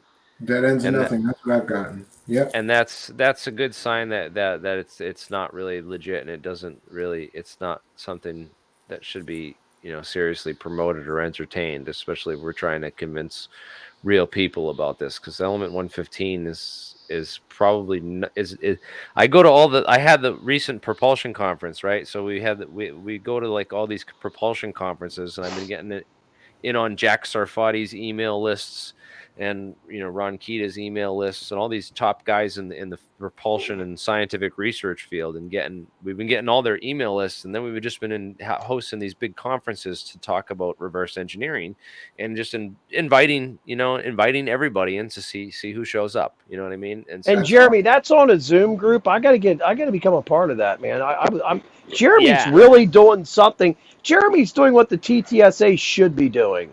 Okay. The scientific for people division. that don't know this, and it's growing.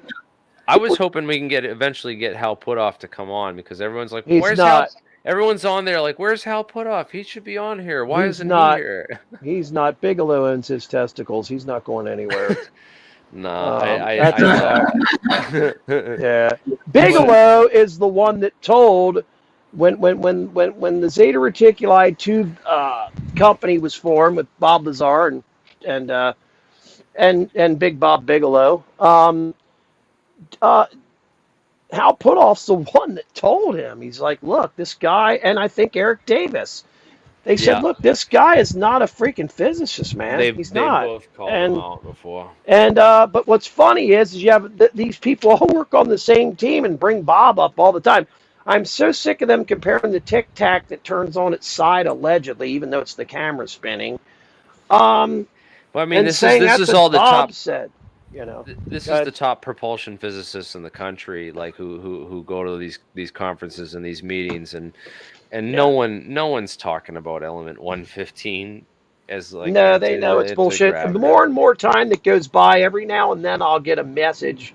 If someone that I talk, somebody just getting into it, Yeah, I largely checked out on the whole story. Like I just said, like if there's something new, I put even like Rogan appearances and stuff. Like I don't even want to see that bastard. I don't like him anymore. Because you know why he did that? Because Netflix testicles. Okay. Netflix owns his testicles also. It's just ridiculous. They own Hal Puthoff's testicles. No, TTSA does. That's why it says TTSA, testicles, something. I forget what that stands for, but it has to do with testicles. It's something about take your testicle. I forget it. Something like that. Shove them up your ass. But these you gotta have fun with this shit. That general that was on here earlier yelling at us, he had to chill out. I don't know what happened. But anyways, for a lot of this Randy Cramer research. General. So, yeah, we had a general. Yeah. Fucking generals bitching about the generals bitching about Douglas Dietrich, man. Douglas Dietrich, I don't know if you know this or not. We're supposed to do a show on him, and like I don't know what he was upset Get him on. He'll come on here, man. I don't know if you know it or not, but Douglas Dietrich is actually the guitar player for a band called Dragon Force. He actually is Herman Lee. I'm not sure if you know that or not. No. Dragon Force, Herman Lee. Now I got look up. We're looking up right now. Dragon Force, Herman Lee. In addition to being a vampire, he's a shredder, bro. He's a shredder. Look it up. He's in a band. Yep. Herman Lee. He's a sweet picker. He's also in a band called what again? Dragon Force. Look it up. Dragon Force. I heard of them, man. They're two different letters. Two different names. They're on Guitar Hero. Yeah, man. Freaking Herman Lee is actually Douglas Dietrich. Look it up. You'll see right away. Go ahead, show it. Share your screen. Yeah, he is. Share your screen. It's Doug Dietrich, man. Herman Lee was born. No, You're Is he- lying. Douglas Dietrich is Herman Lee. Absolutely. Wait till you What's see. the band called? Dragon Force? Dragon Force. I can't believe you never heard of Dragon Force before. Every video game like uses their music, man. Really? Herman Lee got busted like fake shredding a few years back, and ever since then it's like kind of a joke, you know. It's like he was supposedly doing all this stuff, and it was fucking his guitar fell off and landed on the ground, and the guitar was still wailing away. No, that's not him. Yeah. Show everybody. That's Doug That Dietrich. is not him. Let the crowd decide. All right, hold on. Let the general decide. Where's that? Relax. I'm Douglas sharing. Dietrich. Relax. Jeremy, do you know who Douglas Dietrich is? You probably know who he is. He's nuts. He's a musician, podcaster. No, come on. I want people. This is not Douglas Dietrich. No, show a picture. No, show a picture of Douglas Dietrich. Doug's starting to look old actually lately. Last interview I saw with Doug, he had aged a lot. Show people who Doug is. Get him on. All you gotta do is no. There he is with the long hair. I told you he played for Dragon Force. This is like his old glamour shot. Yeah, that he does look like the guitar player for Dragon Force. Last video I saw Doug, he was looking rough. He was looking older, and Yeah. he looked like me and Jeremy had been harassing him for a while. I know Bob Lazar goes, what are those goddamn guys saying about me this week? Yep. Yeah, absolutely. I know he does. I know it for a fact. It was so goddamn bad they had their main person come to try and convince me that Bob was telling the truth, and I just sent him away like more confused than ever. Oh yeah, I sent him more. Okay, good, but now I have to retitle this video. Jeremy and me are the only guys that ever. Another show. Good old Gene. I like Gene Huff. He's actually a pretty fucking cool guy, actually. But he's never going to convince me that Bob Lazar is telling the truth. I think I convinced him that Bob and him story is what I think happened. But I keep sending him stuff, like, oh hey, like check this out, the VZ9 Avro car. These are like I know things, and they're probably in a museum somewhere, and they brought Bob to a hangar full of all these things that are gonna, like these, what if Bob was mind controlled? But no, listen, the whole thing was it was an excuse for his prostitution ring because his old lady was getting pissed. Tracy at the time was very upset about Bob's addiction to prostitution. The fake S4 story was convenient. Oh, I'm going to work at Area 51, honey. And he was running down the road to the Clear Apartments, whatever the hell they're called. Oh, and George, my favorite video is George. Honeysuckle. How about when George Knott goes, I called the cops on Bob. He got Bob. Yeah, the Honeysuckle Ranch. Yeah, and he talks about it. Bob's running prostitutes. No, this was the. I said, "Oh, here, there goes my career, right?" But no. Hey, type in George Knapp narked on Bob Lazar. That is the funniest video ever. All you gotta do is play the audio. Oh yeah, I called the cops on Bob Lazar, and UFO proof. Yeah, he definitely knocked on his buddy. And Bob was a gun nut. He's never allowed to own a gun again because he pled guilty to that felony pandering. And people are like, Bob had nothing to do to prostitutes. I'm like, dude, it's pandering to prostitution. That's the sell of pussy. Sorry, but that's the truth. Yeah, Mr. Sell of Pussy worked on flying saucers. And people are like, oh my God, they hammered Bob. I'm like, no, they didn't. He was arrested for 7 fucking felonies. They dropped 6 of them. He got probation. That's not hammering somebody. Hammering somebody sent to prison for 10 years. Yeah. Fucking idiots. Yeah.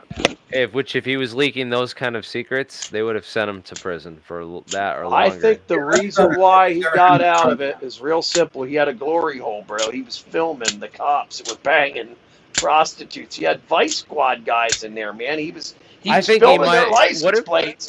What if he got some Area 51 guys and got some information from one of them, and that's where it led to all this? So, I don't know. You have to. It makes me wonder. Yeah, it could be. Suck Ranch, he was running that in '86. Him and his wife Carol. Before how can you have a girlfriend if you worked out in fucking a place like that? You know what I mean? Well, Tracy was very devastated by what he did, so they got divorced.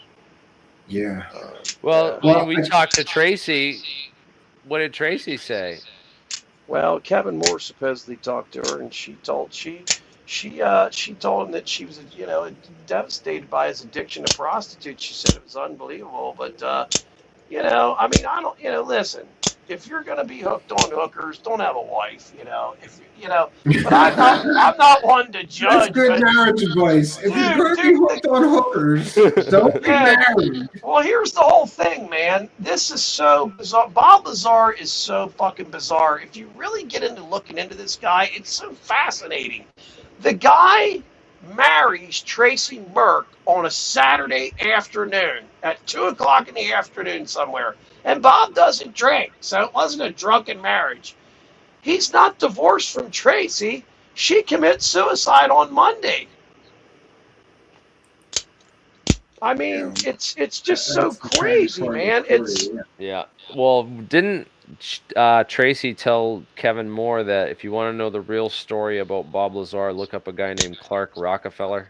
Yep, Clark Rockefeller. They busted him down in Baltimore. Clark Rockefeller had everyone in New York. He was such a good con artist, convinced That he that was a he Rockefeller. was a Rockefeller, and he actually was a murderer that was on Unsolved Mysteries that had killed 2 people and buried them in their own backyard. When he was living But with he was this such really a good rich con lady. artist, he had everybody convinced that he was a Yep. rich Rockefeller. His real name is Chichester the Third or something like that. Yeah. He's doing a double life sentence in prison right now. He'll never get out. But it's called Blood Will In is the book, and she told Kevin Moore, Blood will out. Your blood will out. Yeah, she told Kevin Moore to read that book because she said that is absolutely Bob Lazar, comparing him to that, because she basically said he's a con man. There was no S4. The Area 51 thing was all bullshit. But Kevin, you know, to get Kevin to say anything, you got to pay him. So it's like, you know, Kevin's all about if you're listening, I don't even care. You're all about the dollars, and that's it. You know it. The views expressed Yeah. by our guests I hate are to not say it, but necessarily that's those of the management. Thank you. Jeremy. It did. It's true, man. And and anyone who like said it's true about all the people that are in this for the money and do this for the money. It's true of all of them. I'm going to work Yeah. tomorrow to go set tiles in a shower, and that's His all there is drunken to it. producer called me on the phone at 2 a.m. and said she was selling me and Jeremy's research for $40,000 the next day. I was like, guess what? Unbelievable. You fucking do it, and I'll sue your fucking ass too. Go for it. Who knows if they did it or not? Who knows if they did it? Pisses me off. Oh, that's another thing. I was just talking to somebody here in the last couple of days, and the guy's like, you know what, man? He goes, from talking to you now, I realize where Kevin Moore and Jennifer Penrod got all their research about Bob Lazar. It's from you. I'm like, no shit. I said, are they saying it's from them? Oh, yeah. Yeah, absolutely. I'm like, nice.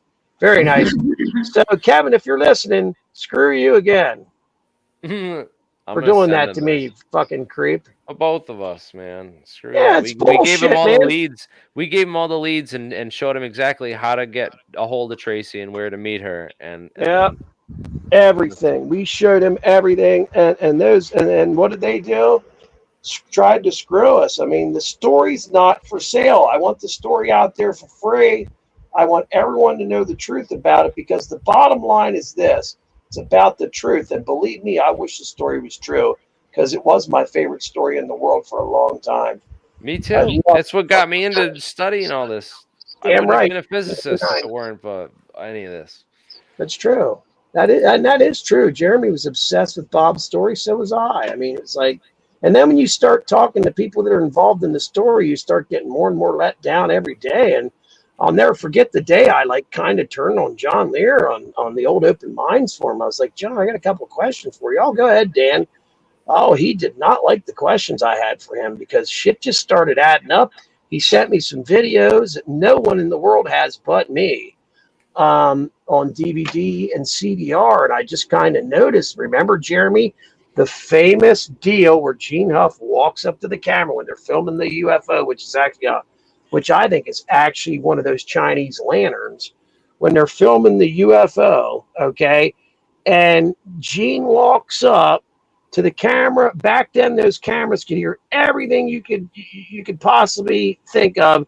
You hear him walk up, he grabs the camera, you can hear him grab the mic, and he bumps the camera to the side, and it makes the craft look like a drifts across the sky like 50 miles, and then straight back. John Lear's standing there, Bob Lazar standing there, and I think Tracy's there, and Jim Tagliani. And Gene Huff goes, "Oh my God, did you see that?"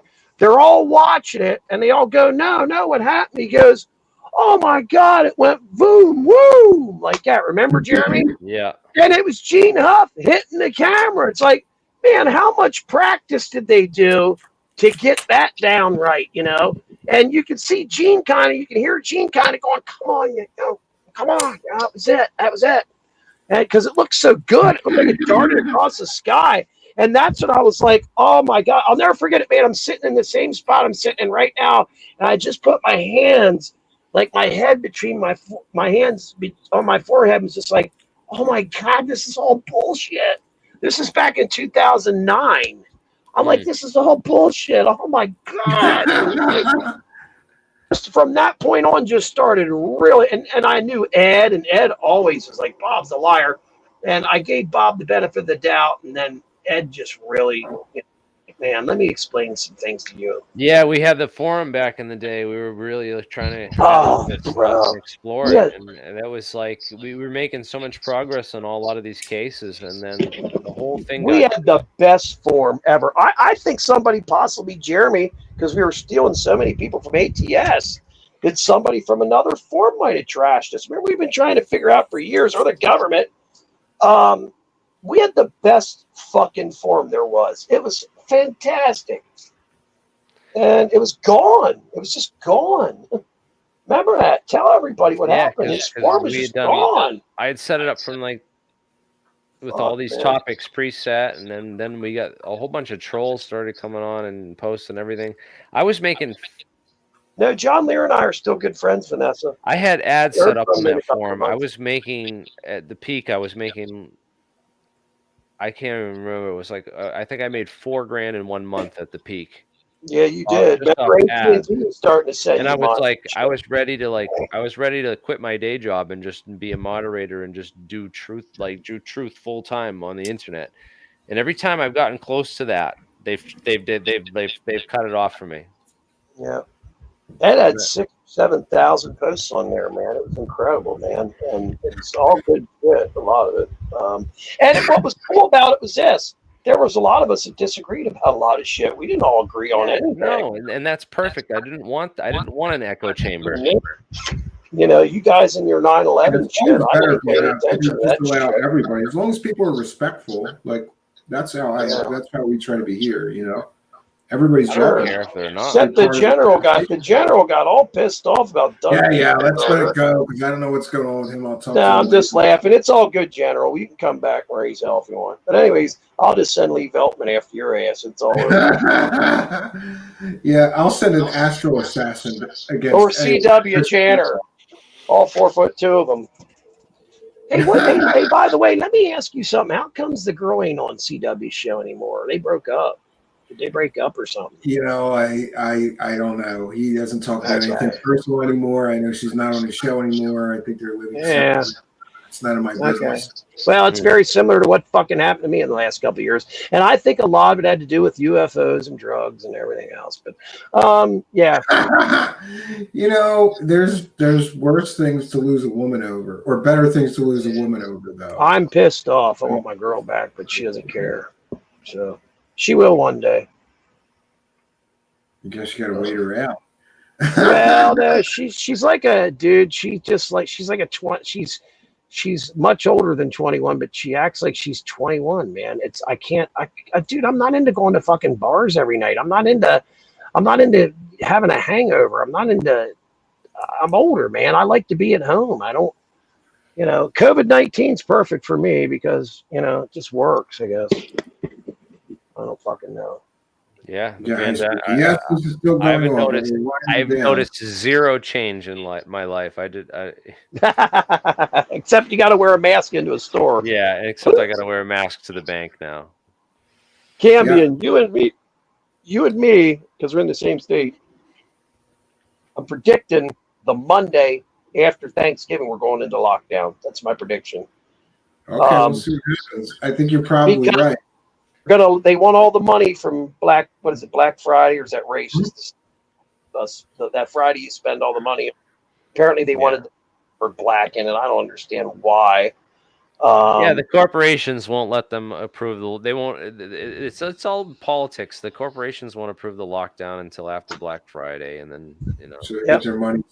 Yeah, I think what's going on is they want all these giant tech firms, Amazon, all these places.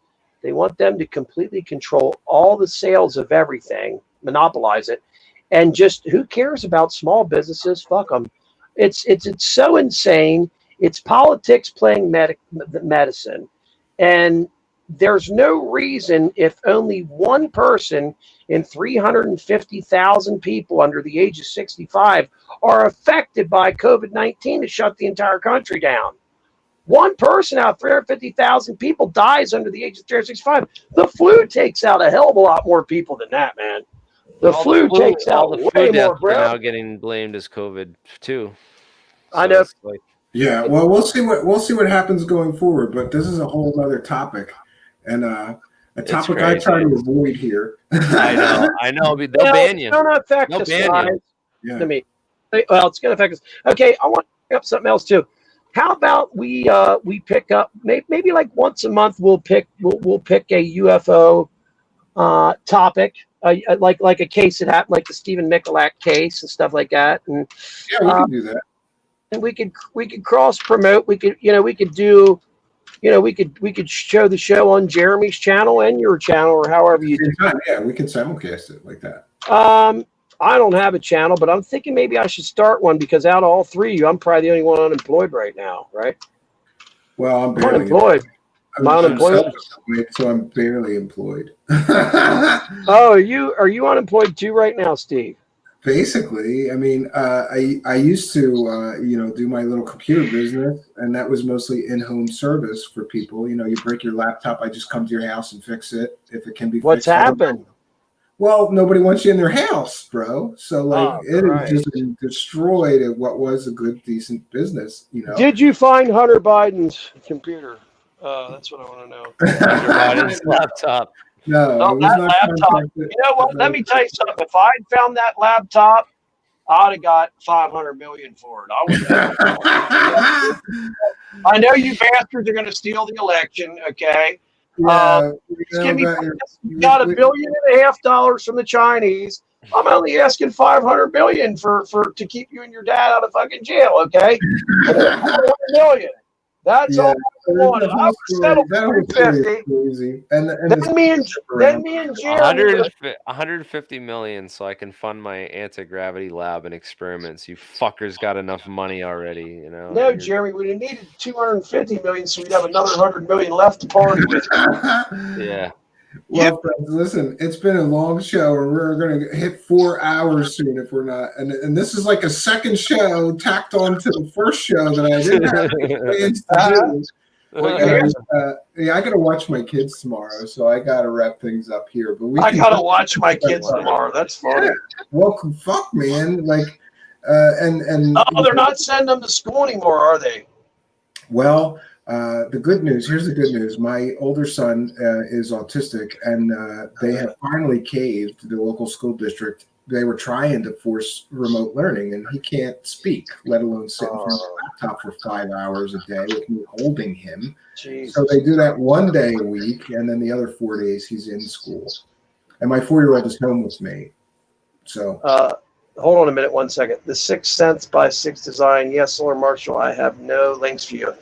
Wait till we're on in a couple of weeks. I'll get something set up. Okay. Right now, I'm in prison right now with Mark Richards, and I'm actually the guy that gives Mark Richards all his information for Kerry Cassidy, and then they put it out to the Reptoids and the Raptors.